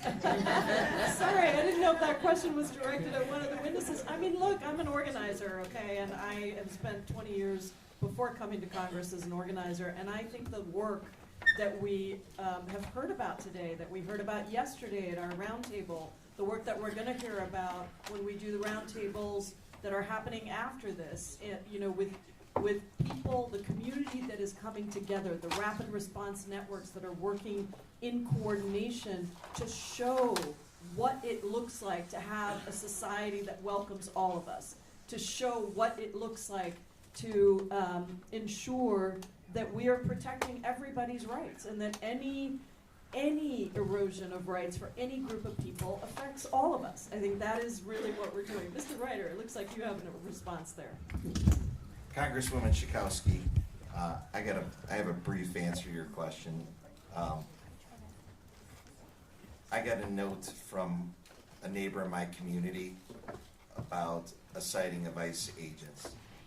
Middle-aged woman, white, grew up downstate, and got activated during the Trump administration. Chicago fights. Chicago fights. It's not just one person. We fight from every community that unites against people that come and try to disrupt our community. Donald Trump's immigration agenda, according to polling that we've done in coalition with some of our partners, this is the most unpopular political move an elected official can have done in Chicago. And guess what? He did it, and we are outraged. We are taking that outrage to protect our community, and it runs across racial, ethnic, age, and wage gap. We are done and sick of it. That's right. Thank you so much. Thank you, Representative Schakowsky. Let me now recognize Representative Bill Foster, also from the great state of Illinois. Thank you, Ranking Member Janet Hall, and thank you to our witnesses and my colleagues from around the country for being here today. What we have seen here in Illinois, and not just, I believe it's on That's what it is. Yeah, so what we've seen here in Illinois, and not just in Chicago, but in the suburban communities that I represent, like Aurora, the second largest city in Illinois, or in Woodridge, or Bolingbrook, or Belvedere, has been nothing short of an assault on our state's autonomy and on family safety and peace of mind. There are times when federal intervention can be welcomed and effective. 25 years ago, Aurora had a real problem with gang violence, with 27 murders in a typical year. So we called in the FBI Anti-Gang Unit and the Bureau of Alcohol, Tobacco, and Firearms to help out the Kane County Sheriff and the Aurora Police. And we invested in programs like after-school programs to get at the root causes. And in that decade of intervention, the murder rate ratcheted down from 27 a year until in 2012 we went an entire year with 0 murders of any kind in Aurora. But that's not what we're seeing here. What we're seeing here is an intervention that was not invited and is not welcome. We've seen groups of masked unidentified agents grabbing people off the streets, putting them into unmarked cars and speeding away. This is not law and order. It's more like the opening scene of some dystopian novel. As Pastor Black pointed out, what's to stop a criminal, for example, from claiming to be ICE and just kidnapping their target? How is someone who's taken in one of these raids to know if they're actually face-to-face with legitimate law enforcement or some criminal or vigilante group, or if they should legally fight back? So this is just one of the blatant and grotesque problems with the Trump administration's immigration enforcement strategy. And in the end, it is clear that their goal is not truly to enforce the law. It is to terrorize hardworking Latino families and other immigrant communities. Mr. Ryder, President Trump claims to be a champion for small businesses and family farms, and then he turns around and kidnaps their employees and terrorizes their customers with his immigration tactics. Reports have found major drops in foot traffic at businesses in Latino neighborhoods, which I guess isn't a surprise. But this is not just, many problems. Many businesses throughout the far suburbs I represent are struggling and they're threatened with having to close. Can you say a little bit more about how Trump's immigration raids are affecting small businesses throughout Illinois' economy? Here's a real front and center one. If you're a Latino business owner who needs to run to Home Depot to pick something up, or one of your employees does, they essentially need to wear a suit and tie and hope that they're still not racially profiled. That's where we're at. That's where we're at. When you show up in a restaurant or or the construction company that you've hired to do a project, their employees can't come to work because they're afraid, regardless of their citizenship status, because they're afraid of being detained and not being able to pick their kids up from school. That's where we're at with this. It's disrupting our economy at every level. Thank you. Mr. P., as a scientist, I really appreciate your emphasis on facts and truth as an essential first line of defense against the Trump administration's assault on the rule of law. But we have seen numerous reports of ICE detaining American citizens, including a recent ProPublica investigation that found 170 such cases. In many of these, the citizens were even prohibited from calling a lawyer. Could you explain what constraints ICE has with respect to U.S. citizens and what the legal recourse that U.S. citizens have? I think it's really important that folks not be intimidated by the lawless appearance of ICE's deportation raids into believing that we no longer are in a nation of laws, because we are. And ICE is bound by the Constitution, it's bound by federal statutes, just like any other federal law enforcement. And that means that in order to gain access to a private place, for example, ICE needs a judicial warrant, not an administrative warrant, but a judicial warrant. They need to comply with the Castellanova settlement. Folks, people are often, understandably frustrated by the fact that ICE so often flouts these rules, but people still have rights and have the ability to petition a court for redress if those rights are violated civilly. In a criminal case, if ICE violates a warrant, you can have recourse for that. You can have evidence suppressed, the Constitution still very much applies, even though it at times Thank feels you, like and it doesn't. my time is up, and yield back. Thank you so much, Representative Foster. Now let me recognize Representative Mike Quigley, also from the state of Illinois. Thank you so much, Chair. The setting seems familiar to me, and for my friends Danny and Chewy, we recognize the county board as the cradle of Congress. But, the president's talked about going after the worst of the worst, but what I witnessed, the ultimate victims here has almost always been kids. And for that, I would say the president is the worst of the worst. My own experience, yesterday, I walked with an 8-year-old girl from a shelter to her school, her second day at the school. And she's living in a shelter, and she has to have somebody white walk her to school. And through my staffer, Victoria, who was walking with me, she was communicating in Spanish how happy she was, how much she liked her new school and her new teachers, and what kinds of dogs she'd like to get. It's tough. On Monday, I had a Know Your Rights event at Lane Tech, and a young lady there, 16 years old, in a wheelchair, a cancer patient, whose father was picked up last Saturday because he was working extra hours to pay her medical bills.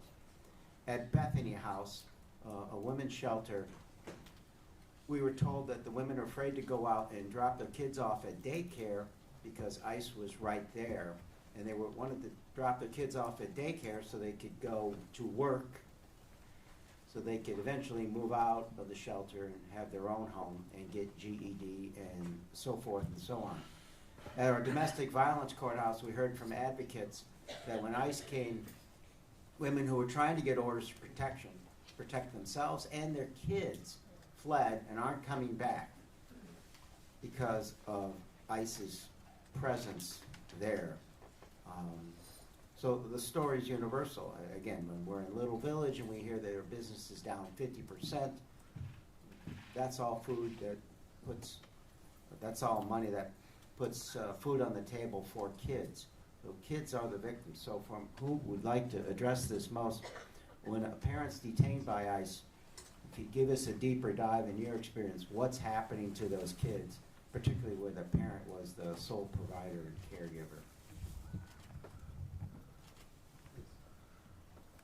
We, BPNC, thank you for the question. I think that we've had a lot of cases like that. We recently had a case of a young person at one of our local community schools who became solely responsible of his 2 younger siblings. We actually just dropped off groceries in the beginning of this week. They didn't have as much as like toilet paper. And the one thing that the youngest one, the 6-year-old, my son's about to turn 6, so it really hurt me. All that she wanted was just a costume for Halloween and to see her mom. So this is what happens. Young people have to become adults in a matter of hours and figure out how to pay for rent, how to be that sustainability that the sole provider was providing. Thank you. Look, and the list goes on, and the tragedies go on. When we go to food banks and hear that people are afraid to go to the food banks and they're actually forced to have drive-thrus and have deliveries, and I see the courage of people who are still going out there so they could put food on the table or to volunteer to help, I think it gives us all strength. We were at Pastor Harris's Bronzeville shelter, which was raided about 2 weeks ago.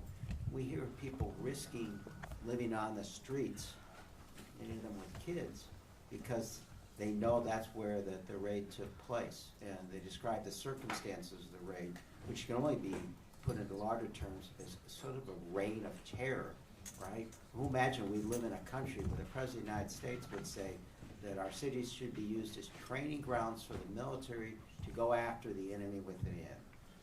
Fortunately, the enemy within that he's talking about are all little kids. And you know, I think it should motivate us all to continue this effort. And I appreciate everyone up there for what you're doing. Thank you. Thank you, Representative Quigley.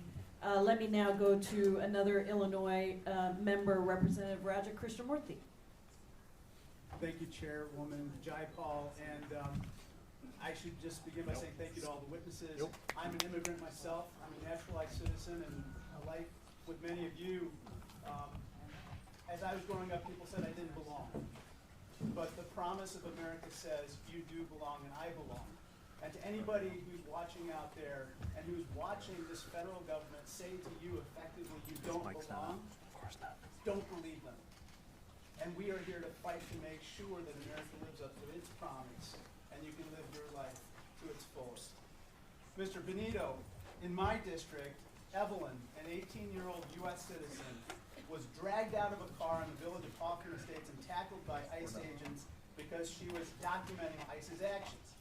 A video shows her yelling, quote, "I'm not resisting," as an officer slams her down and puts his knee on her neck. One of the most graphic scenes I've seen. Mr. Bonito, this kind of harsh treatment of young people, especially non-white residents, has been common in ICE's treatment of local residents, correct? That's correct. And DHS tried to cover up this video, falsely claiming that it was not even ICE. That was false, correct, Mr. Bonito? That's correct. Let's be clear, when ICE and DHS target citizens and silence witnesses, it betrays the trust they're meant to protect. No agency is above the law, and we here are going to hold them accountable. Pastor Black, you recently protested outside the Broadview ICE detention facility. Instead of respecting your First Amendment rights, federal agents shot you in the head with a pepper ball, correct? That's correct. A pepper ball, the manufacturer of which says can be deadly if shot at the head, face, and other sensitive areas. Well, it turns out that ICE isn't just disregarding the law outside the facility, but apparently inside the Broadview facility as well. Here's an email I received from a constituent who was detained at the Broadview facility. It said, and I'm just going to quote one part, "My dad was sent to Mexico, but he told me he signed his voluntary leave because the conditions were so inhumane inside the Broadview facility."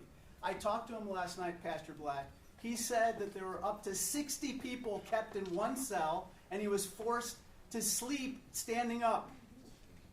Now, Pastor Black, coercing people to give up their rights isn't just illegal, it's morally wrong, right? That is absolutely correct. And members of Congress are being denied our rights as well. I went to Broadview on 2 occasions and demanded entry into the Broadview facility to conduct oversight and pursue legislation regarding this issue, as is my right under Section 527 of the DHS Appropriations Law. But ICE has turned me away. Now, Mr. Fee, this is blatantly illegal, correct? Absolutely within your rights. Excuse me, you're absolutely within your rights to get into that facility, yes. The law is the law, Mr. Fee, and it needs to be followed. President Trump needs to respect not only First Amendment rights of protesters, not only must respect the right of human dignity, but he can't stop shielding himself from transparency from Congress. Let me turn to my final topic. Ms. DeJesus, it's clear to me that many of DHS's actions reflect racial profiling, and that these actions have in turn emboldened racist vitriol against minority communities everywhere. By indiscriminately targeting Latino, Caribbean, and even South Asian communities, DHS and ICE have given license to hateful racists to harass anyone in those communities. Would you agree with me on that? Yes, I do. Last month, a Florida official, his name is Chandler Langevin, said that all Indians should be deported from the United States. I then called him out on this racist rhetoric. Here was his response. Referring to me, he said, "I would like to report a foreign occupier. Name, unpronounceable. Country of origin, Tatooine," a reference to Star Wars. The truth is, as a public official in this day and age, I've come to expect this type of attack and have the tools to fight back. But most victims aren't in the public eye. They're everyday Americans of color. I'd ask each of the witnesses here to please respond to this, which is, have you experienced your own clients being negatively impacted by racial profiling? Mr. Bonito? Audibly, please. Yes. Miss O? Yes. Pastor Black? Absolutely. Bob Ryder? Yes. Miss De Jesus? Yes. Miss Huamani? Yes. And of course, Mr. Fee. Yes. DHS's actions aren't law enforcement. They amplify racial targeting, and they amplify the worst in people. We are not going to stand for this. We're not going to bow to the intimidation of the Trump administration. Thank you, and I yield back. Thank you, Mr. Krishnamurthy. Let me now recognize a member of the Immigration Subcommittee of the full House Judiciary Committee, Representative Jasmine Crockett from Texas. Thank you so much, Madam Ranker, and thank you so much to our witnesses for being here today. You know, I've sat and I've listened, and what my colleague, Mr. Krishnamurthy, just talked about was just blatant racism. Like, I'm gonna just call a thing a thing. Like, this administration is racist. That he has always been a racist, and that is what we are enduring in this country. Let me give you some facts behind this racism, and they get mad when I say the things that I say, but I will not stop speaking the truth. Number one, I said that what we were experiencing in this country felt like what I would imagine slave patrols to look like. And frankly, anybody that knows anything about slave patrols, this is exactly what it was like. We're talking about lawless people that are going around with no warrants or anything, and it's all about rounding people up and disappearing them. That is what's currently taking place. And interestingly enough, even though modern day policing was born out of slave patrols, when I was speaking with one of my friends who is a federal law enforcement officer, he told me that one of the things that he has observed is that the culture is created at the top. And when I think about it, it absolutely makes sense. If you have somebody at the top that will not tolerate the types of things that we're seeing, then maybe those under you won't do it. But we know that we have a racist at the top. He has called himself the head law enforcement agent in this country, and therefore everybody has decided that it is okay to take off their hoods and mask up as ICE agents. Now, we've talked about how they have hidden themselves, but again, it reminds me of the Klan. That is why I proposed the Clear ID Act, to make them identify themselves, because it is dangerous for law enforcement as well as individuals, because you don't know, especially with ICE going around and doing the things that thugs do. They're busting out windows, they're breaking into homes, they're breaking people's arms. This doesn't sound like law enforcement, it sounds like thuggery to me. But just like you can have somebody at the top that sets the tone for ugliness going down, you guys are blessed, because in the city of Chicago, you have a mayor. You have a mayor that has decided that he will not back down, he will not bend to this administration, and instead he will stand up for the people. You have a man of valor that is going up against a villain, and I think that we have to make sure, especially while we're in his city, that we recognize his leadership, because it is invaluable. Now, some people think that this is all about Chicago. But I want people to understand that this cancer is infecting us everywhere, and if you don't think that it can come to your city, well, I've got news for you.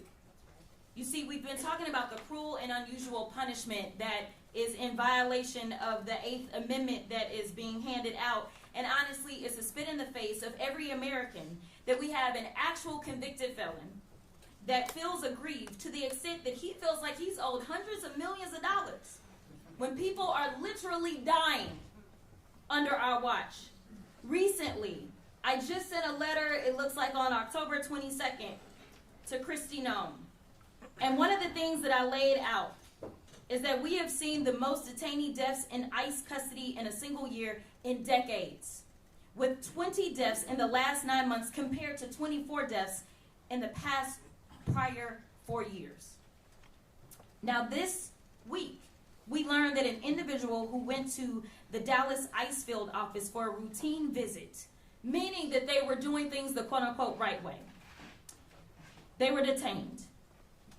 They knew that this individual had diabetes and required insulin every 2 hours. Despite ICE having been told this, the individual was denied access to their medication for 8 days, resulting in hospitalization. There are some that say that we are making America great. But to me, it doesn't feel like greatness. It feels like grossness. That's right. And in fact, I want to ask a few questions, and it doesn't matter who answers them. Is it great or gross to go into people's houses and drag them out in the middle of the night? Gross. Is it great or gross to make people afraid to do something as simple as go to school? Gross. Is it great or gross to make hard-working people say, I am too scared to show up to my job? Gross. Extremely gross. Thank you so much to each and every one of you for your courage. Thank you so much for showing up. And Ms. O, I want to tell you that I understand that your mother is being detained in El Paso. I did go and visit that facility. I want you to know that I am always on my job. Oh, you're back. Thank you so much, Representative Crockett. Now let me recognize Representative Sean Casten from Illinois. Thank you, Ranking Member Jayapal. Mr. Ryder, you closed your opening remarks referencing the Epstein files. I want to share a story. I was talking with a teacher in Berwyn. She said one of the parents of one of the students in her class said, I am less concerned about whether a masked, unidentified ICE officer seizes my child than I am with whether a child trafficker dressed as a masked, ununiformed ICE officer seizes my child.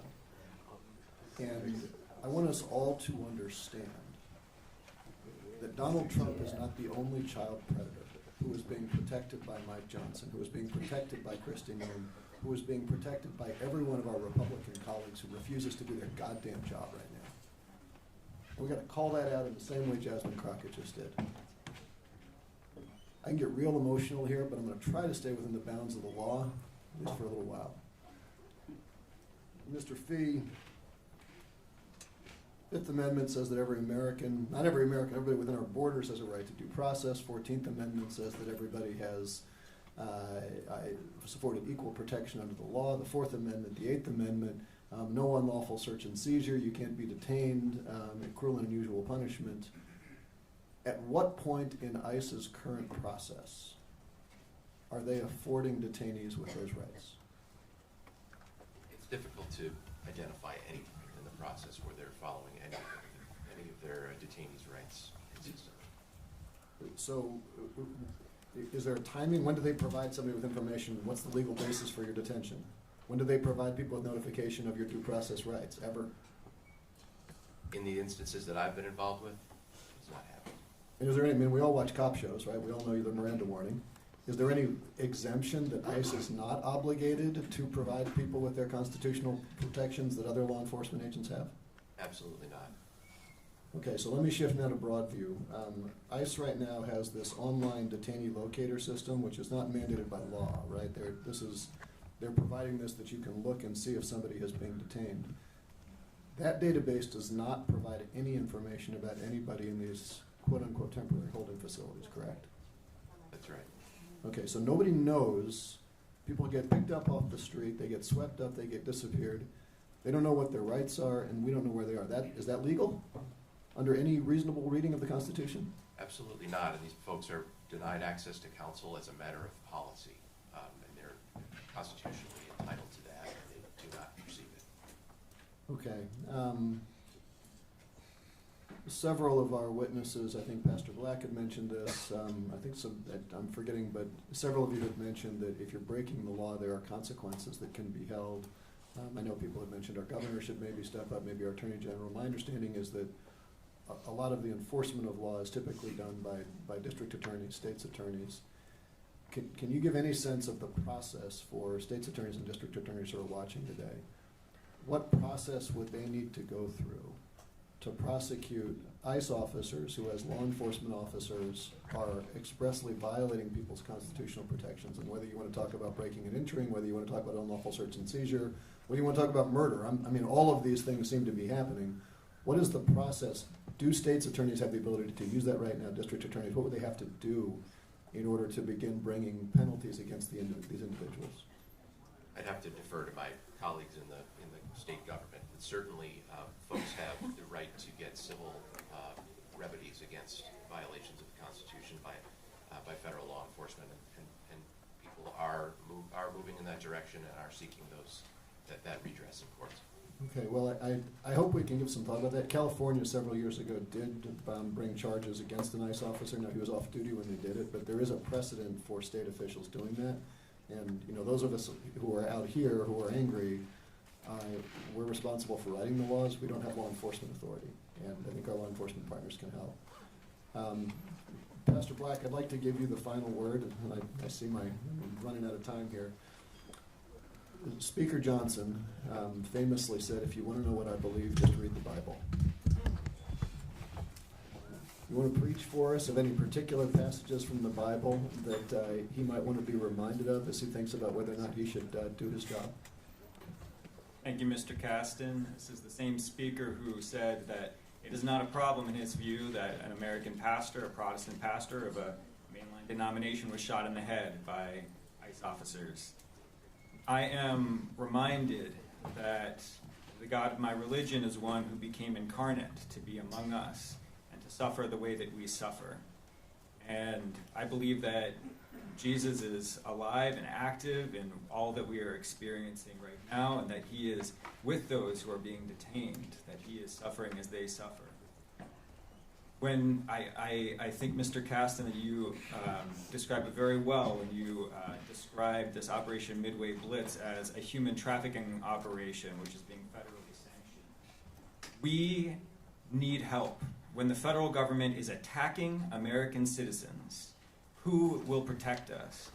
The front line should not just be the brave mothers, Latina mothers, who are stepping up to organize our communities. We need every arm of our government to bring all their powers to bear to protect us, for those whose salaries we pay with our tax dollars, to protect us in real time every day. Thank you. Back. Thank you, Mr. Caston. Let me now recognize Representative Jonathan Jackson from Illinois. Thank you so much. I'd like to say a very special thank you to your outstanding leadership, Ms. Jared Paul, for convening us. Thank you, Congressman Danny Davis. And my opening statements are, when agents of the federal government conduct raids in our nation's cities without due coordination with local authorities, when they detain or harass citizens and lawful residents alike, under the guise of immigration enforcement, we are not witnessing the rule of law, we are watching its betrayal. When ICE agents under the orders from Washington sweep through neighborhoods like an occupying force without warrants, without probable cause, and without respect for the local governance, they cease to be defenders of order. This administration's defenders will tell you these are isolated incidents, necessary measures, unfortunate but justified. But that is the oldest song in an oppressor's book of hymnals. When federal agents operate beyond oversight, beyond constitutional limits, it is not security, it is anarchy cloaked in uniform. Chicago is not a battlefield, it's an American city, and its people, whatever their documentation status, are entitled to the protection of the Constitution. The Fourth Amendment does not vanish at the border of policy convenience, nor does federalism cease when Washington grows impatient with local dissent. We cannot allow federal agents and their might to trample local law, nor permit power to masquerade as patriotism. I was, along with my colleague, Congressman Kristen Murphy, just down the block from here. We went to visit a federal facility where citizens were being coming in, and people with different documentation were reporting in. We had the law enforcement called on us. The law enforcement was confused. They didn't know whether they should protect the federal officials or whether or not they should go against the local enforcement. They were confused. This is creating anarchy. I had the privilege of going into the 2nd Congressional District with my colleague, Congressman Robin Kelly, in a building in foreclosure. Some of the poorest people in the country were met with the most lethal weapons of the United States government. There are also was met by a veteran, a U.S. citizen, that is serving Desert Storm. He said his PTSD was triggered. It was a night of helicopters and bombs that were going. Citizen status. But I would say also, in saying that our undocumented immigrant workforce has been here holding up and supporting our community for more than a century. And they are as much entitled to participate in our economy in all the things that they do as anything else. And instead of trying to scare people out of this country, we should be looking for a pathway to citizenship for everyone. Thank you, Mr. Ryder, and I'd like to also say thank you, Reverend Black, and I'm sorry for the atrocious behavior that was afforded to a member of the clergy. That is absolutely a new low. Is there anything you'd like to say to Speaker Johnson? I'd like to invite Speaker Johnson to come to church or perhaps one of our Bible studies where we get deep into the Word of God and have it form our consciences and our feet and our hands and our voices, how we are called to be in these times. Thank you. I yield back. Thank you, Representative Jackson. It is now an honor to recognize Representative Mary Gay Scanlon, who is on the Immigration Subcommittee with me, and also the ranking member of the Constitution Subcommittee, very important committees within Congress. Representative Mary Gay Scanlon from Pennsylvania. Thank you, Representative Jayapal. Look, more than a dozen members of Congress have been in Chicago for the last 2 days, hearing testimony from community members, clergy, civil rights lawyers, child advocates, and representatives from lawyers and from labor and business. And what we have heard is shocking. Right now, Chicago is a place of widespread fear, chaos, and lawlessness. But it is masked and armed federal agents who have brought that fear, chaos, and lawlessness. Just look at this morning's Chicago papers. Here we've got Chicago Sun-Times. Feds arrest high school students and tear gas protesters. Chicago Tribune has a story about Bonito. He's the head of the federal task force that is inflicting all this chaos.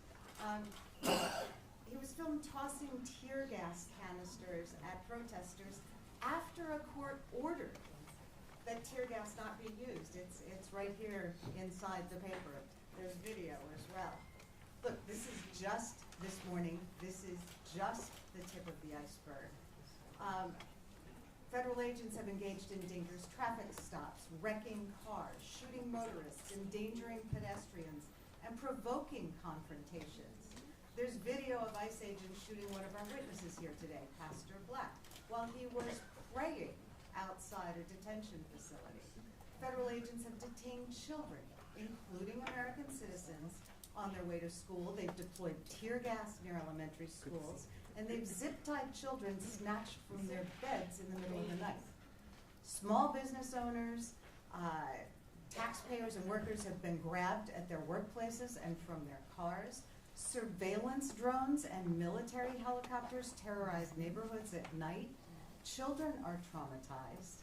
Families are afraid to leave their homes. It's important that we have this oversight hearing because the American people need to know about the chaos and the lawless acts being committed in their names and with taxpayer dollars here in Chicago. It's important we have this hearing to expose the lies and establish the facts about what's happening in Chicago and why Americans should be concerned that this abuse of power and lawlessness could come to their city or their town next. Americans may be shocked by all of this, but we can't turn away. We must not turn away, because if we do, this chaos, this lawlessness, the use of masked and armed forces against Americans could come to your neighborhood next. It's important that Congress demand accountability for these lawless actions of federal agents when this administration will not, and in fact encourages it. This is an important conversation that our Republican colleagues in Congress are refusing to have, but the evidence is damning. The White House is lying to the American people when it says our cities are war zones and that the military has to be sent in. The White House is lying to the American people when it says that it is making our country safer by deploying armed forces to American cities. And the White House is lying when it says that it is targeting armed and dangerous undocumented immigrants. That's why we can't look away. When Americans see reckless and violent ICE raids, whether in Chicago or LA, Pennsylvania, on farms, small businesses, and in factories across the country, they know it doesn't make us any safer. When masked agents grab people from their homes and workplaces and the courts and schools, when families are torn apart, when the administration spends taxpayer dollars to produce slick videos and instill fear in communities, endorsing brute force over the rule of law, when hundreds of American citizens have been wrongfully detained during these lawless raids, this dangerous disregard for the rule of law impacts every single one of us. None of this makes America or Americans safer, and all Americans should be terrified and disgusted as this White House unleashes armed and masked agents in uniforms on our cities, turning our streets into combat zones. So there are important lessons to be learned from what's happening here in Chicago. It's important to understand the administration is not making people safer. It's important to understand the terror that's been unleashed. But it's also important to understand that members of the Chicago community are standing up to demand accountability. They're organizing to document the abuses, and they're bringing actions in court to restrain the federal abuses and vindicate the rights of individuals. Mr. Fee, you've been on the front lines here with the legal efforts. You've raised the important issue that the administration has made a series of outrageous claims, and when they put those claims to the test, they don't have the proof. Can you just give us a brief comment about that and how the courts have impacted it? Absolutely. I think the common thread that runs through the biggest of the cases that have come out of the district court in the Northern District of Illinois over the last couple of weeks is that the facts on the ground simply do not match up with the claims that this administration is making, whether it's Judge Ellis in the Chicago Headline Club case, concluding that this notion that there's a violent mob threatening people in Chicago when in fact there are just people exercising their First Amendment rights just doesn't line up with the facts. Likewise, in the National Guard case, there are no facts to suggest that there is a rebellion or anything of the sort in Chicago. Thank you so much. Thank you so much, Representative Scanlon. Let me now recognize Representative Sylvia Garcia from Texas, who is a former member of the Immigration Subcommittee and has been to every one of our shadow hearings. Thank you, Madam Chair, and thank you to all the witnesses and to all my colleagues for joining us here today. As I'm from Texas, let me first start with an apology to Chicago. The last time I was here, I joined the members of the House who had fled Texas to avoid a redistricting mess. And now here I'm back here to support you. They're very nice. Oh, thank you. Thank you. And I want to apologize because just as we've not given Donald Trump any authority to do some of the things that he's doing, we certainly don't think we've given authority to Governor Abbott to send troops here. The members of the Texas delegation, the Democrats, I had an op-ed just published last week, and I wanted to just read one sentence before I start my questions. Deploying the National Guard is undermining our civil liberties and states' rights. Our governor has abandoned his duty to serve Texans, to serve Trump's illegal and unconstitutional orders. Abbott's must recall the deployment of the Texas National Guard instead of allowing Trump to use our service members as political props in his pursuit of authoritarian control. So, Madam Chair, I'd like to ask unanimous consent to submit this for the record. Now, I've heard a lot those last few days, and the words that keep recurring are fear, disruption, chaos. And many of you have also suggested, and one of our witnesses yesterday even said that her father asked her to tell the world that they're telling lies. ICE is telling lies.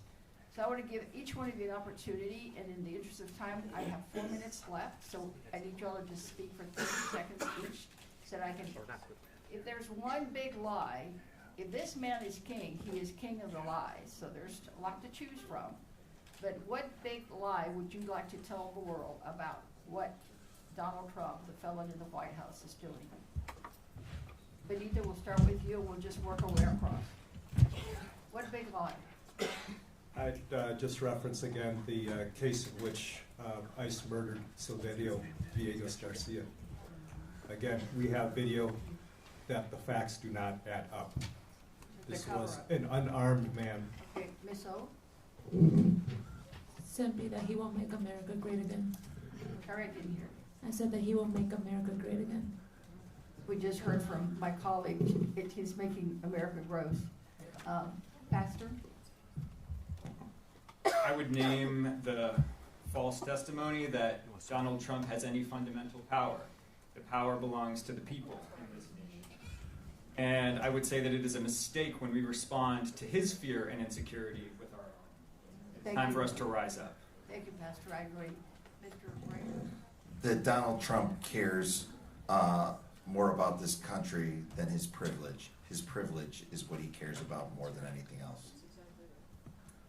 I would name the fake claim that a chief of the Latin Kings put a hit out on ICE, and it turns out that It's another big lie. All right.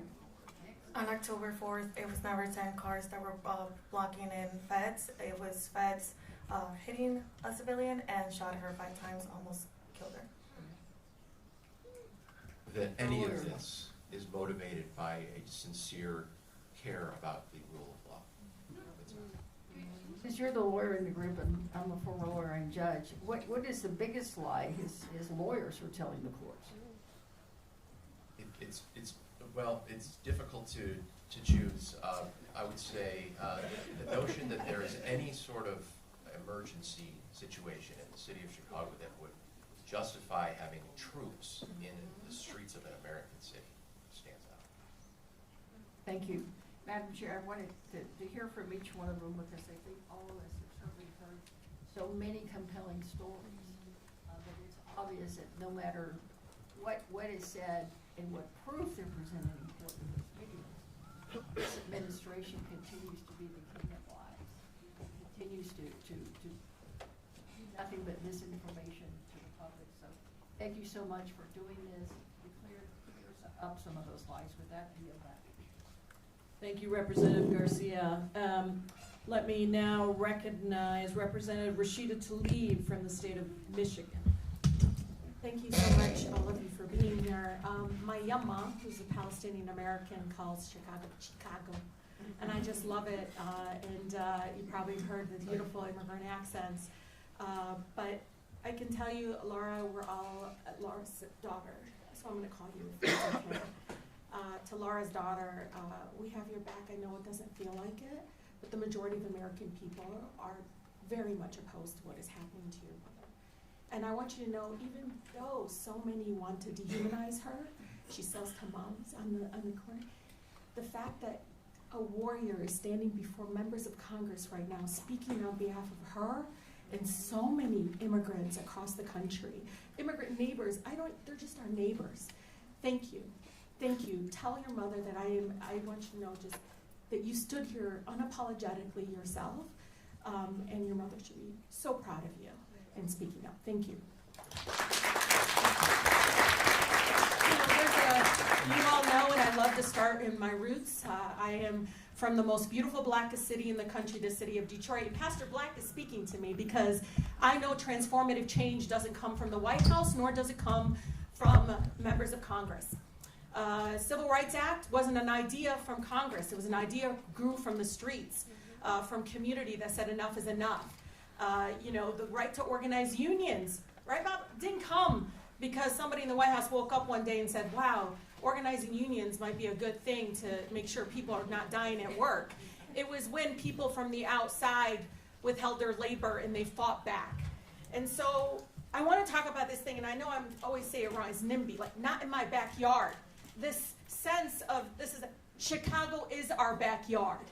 The apartment building where the Black Hawk landed is an apartment building across the United States. We should not think, well, it's not happening in our backyard.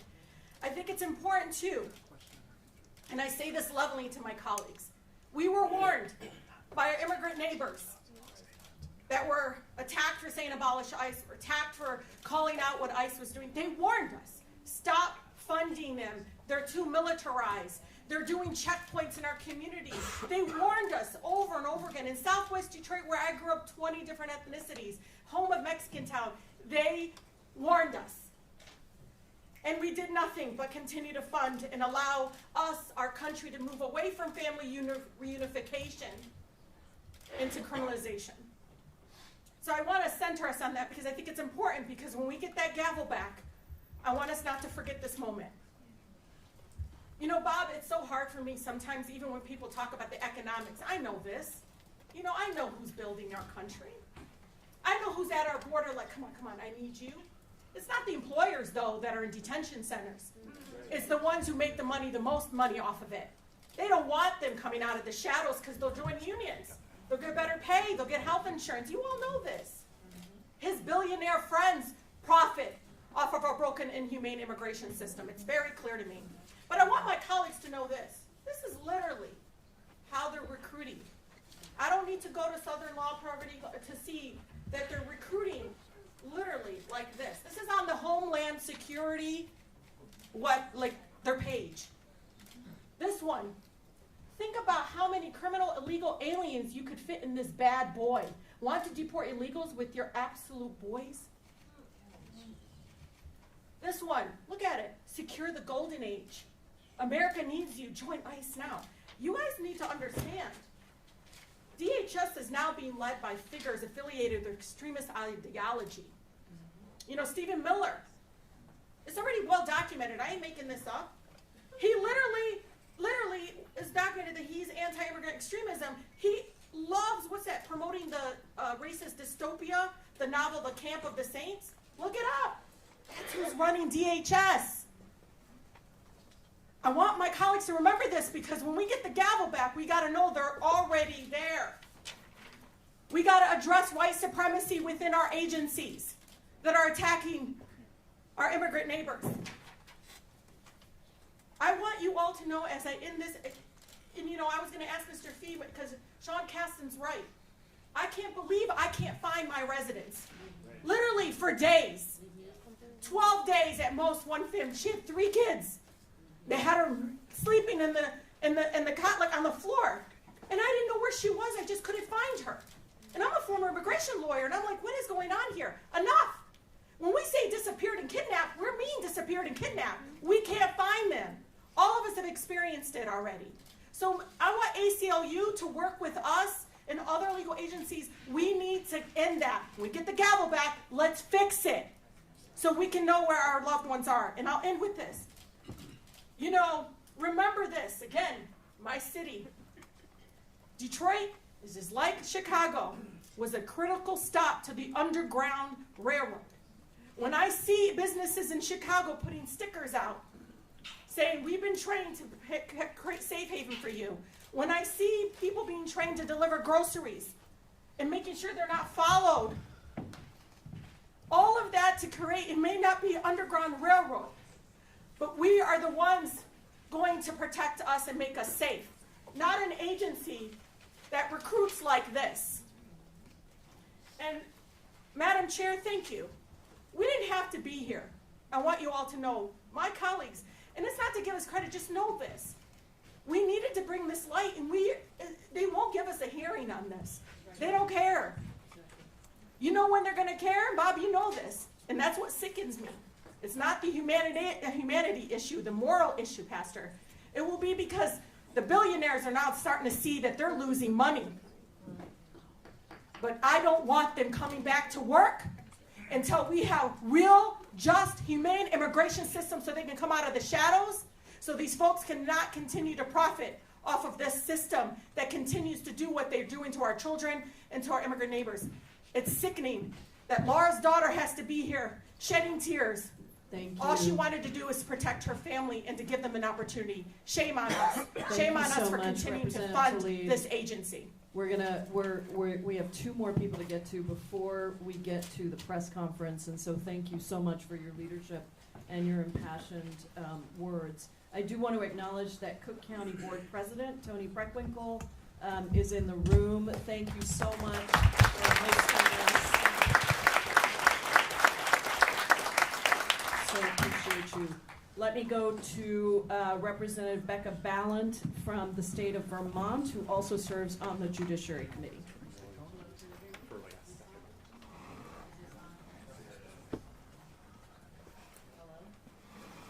One more. There we go.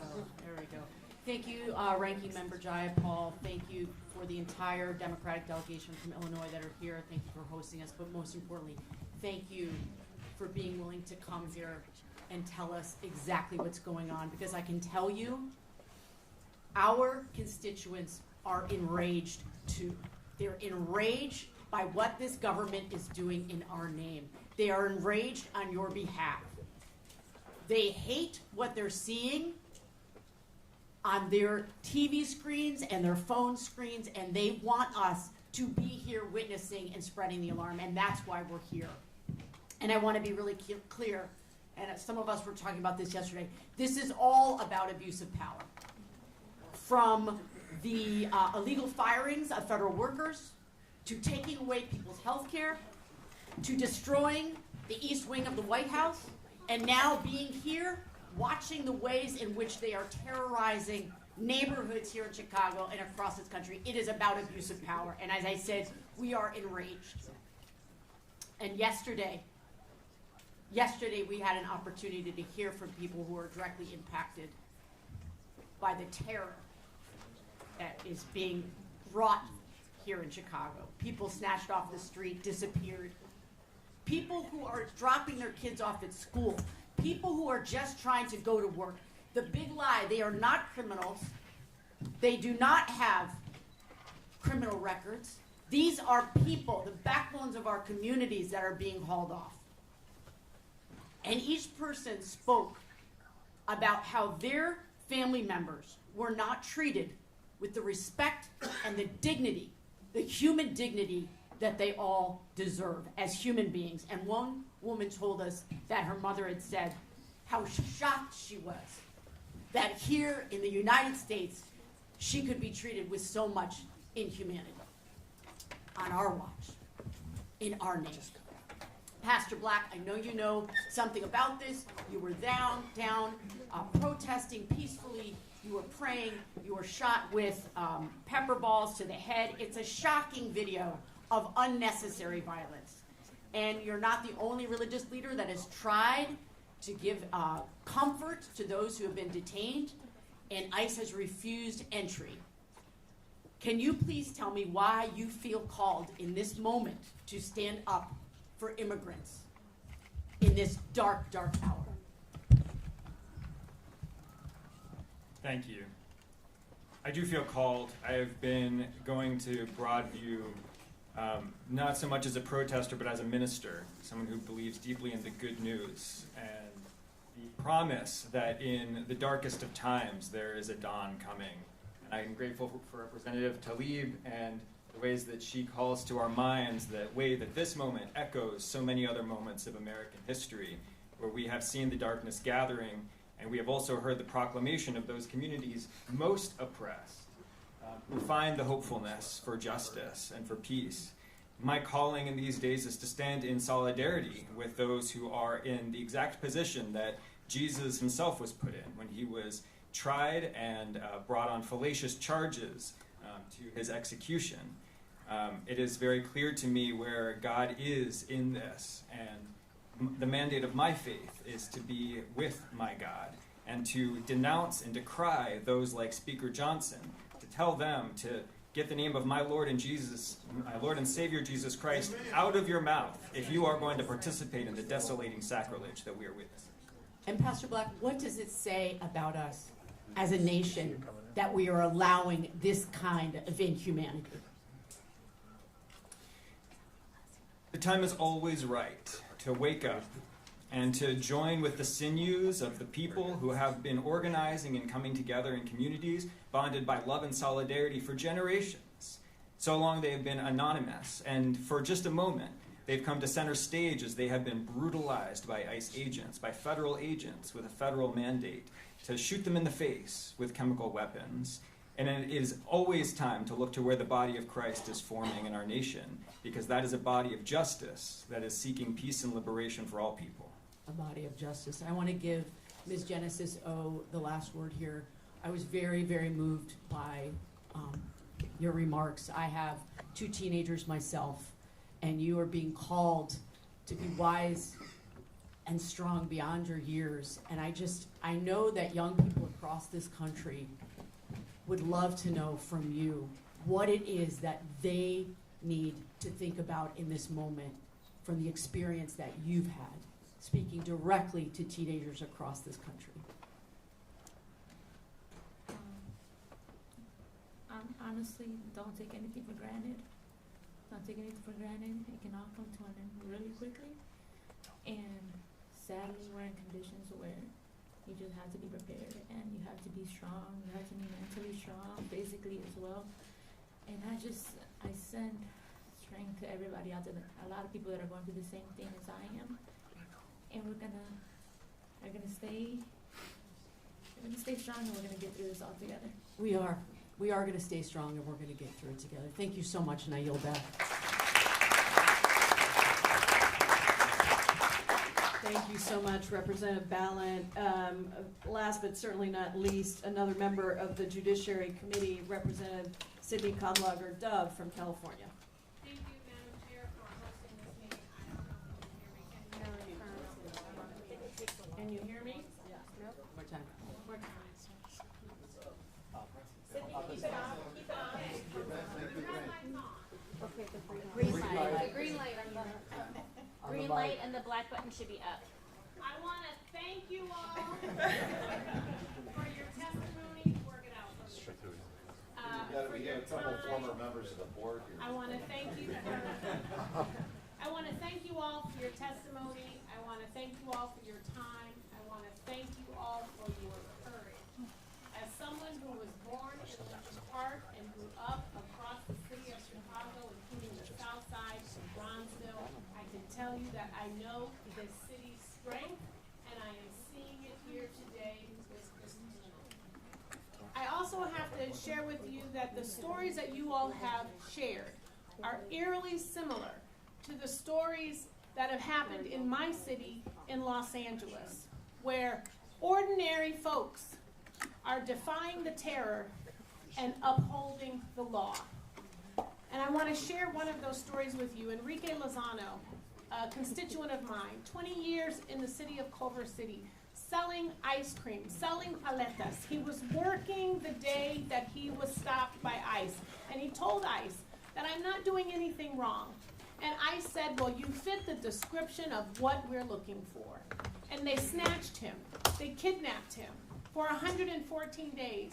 He was given only one phone call that lasted just 40 seconds. And he was kidnapped and transferred from California to New Mexico to Florida before we were able to bring him home. And I told his niece that I was coming here. And she wrote this to me. She said, many people are not as lucky as my uncle. He says that he always told himself that if he were ever to be put in a cell with 4 walls, that he would die. But on the contrary, it made him stronger. And his message to Chicago is never lose faith. Keep fighting. Never look back, and you will be okay. We are united. So I have some questions. You know, Kimberly mentioned that they were so concerned about his care. And Mr. Bonito, we don't talk much about the care that's not being offered in these detention centers, and we certainly don't talk about the women, the pregnant women, the recent mothers who have been detained. Many of them denied care. They are having miscarriages and childbirths. They're being shackled while they are giving birth. It is inhumane. It is why I reintroduced the Pregnant Women in Custody Act. Mr. Bonito, how urgent are these reforms needed in these immigration detention centers today? We need it now. I mean, when you do not have due process, when our members of Congress that have, right, by law, the right to oversee what's going on in these centers and are being denied, or being told you need to send an email and talk to some, it is not accountability or oversight when ICE dictates the terms of when members of Congress can go into a detention center, right? And so we need accountability. We need accountability and transparency now, and we ask, right, as you go back to DC, to use whatever powers that you have to demand ICE be forthcoming with what they are doing and be accountable to the people. Thank you. And Bob, you talked so much about the workforce and the economic fallout. How are unions stepping up to protect workers from the economic fallout of a kidnapping agenda that actually prioritizes fear over fairness? So we've done a number of things over the course of the last couple of years leading up to this, and I would also say that another part of the big lie is that this is not.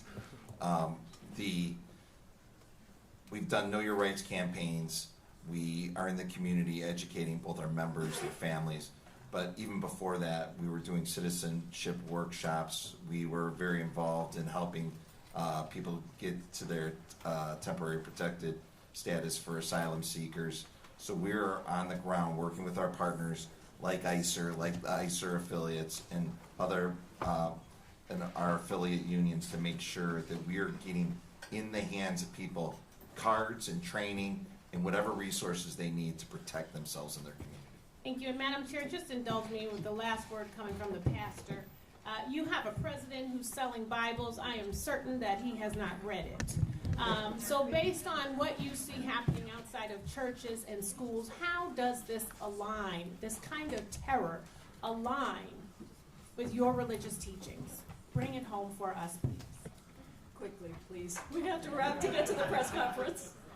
It is nothing new for Christianity and the gospel to be co-opted by those who seek to enrich their own power and enrich their own pockets. Going back to the very founding of Christianity, and I won't go all the way there.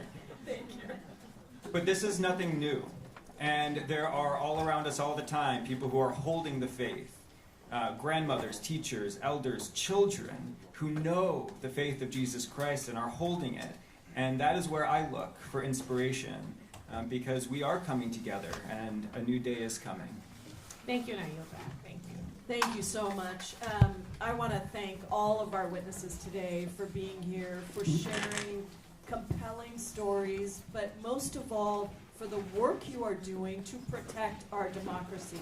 Genesis, I want to say thank you so much to you for your courage, for your resilience, for your bravery, for all of the things that you are enduring as you think about taking care of your little sister because your mother selling tamales was detained. That is outrageous. And the reason that 19 members of Congress from across the country came here, this is not an official hearing. I can't make anyone come. The people that came were the people that wanted to be here. And the reason we are doing shadow hearings is because the Republicans refuse to give us any platform to do these hearings officially. So you know what? We're just going to take the platforms we have, we're going to stand up and ensure that we do everything in our power to hold this lawless, corrupt, inhumane administration accountable. Thank you all to the members. Thank you so much. Members, please convene right here at the back. We're going to go straight to the press conference.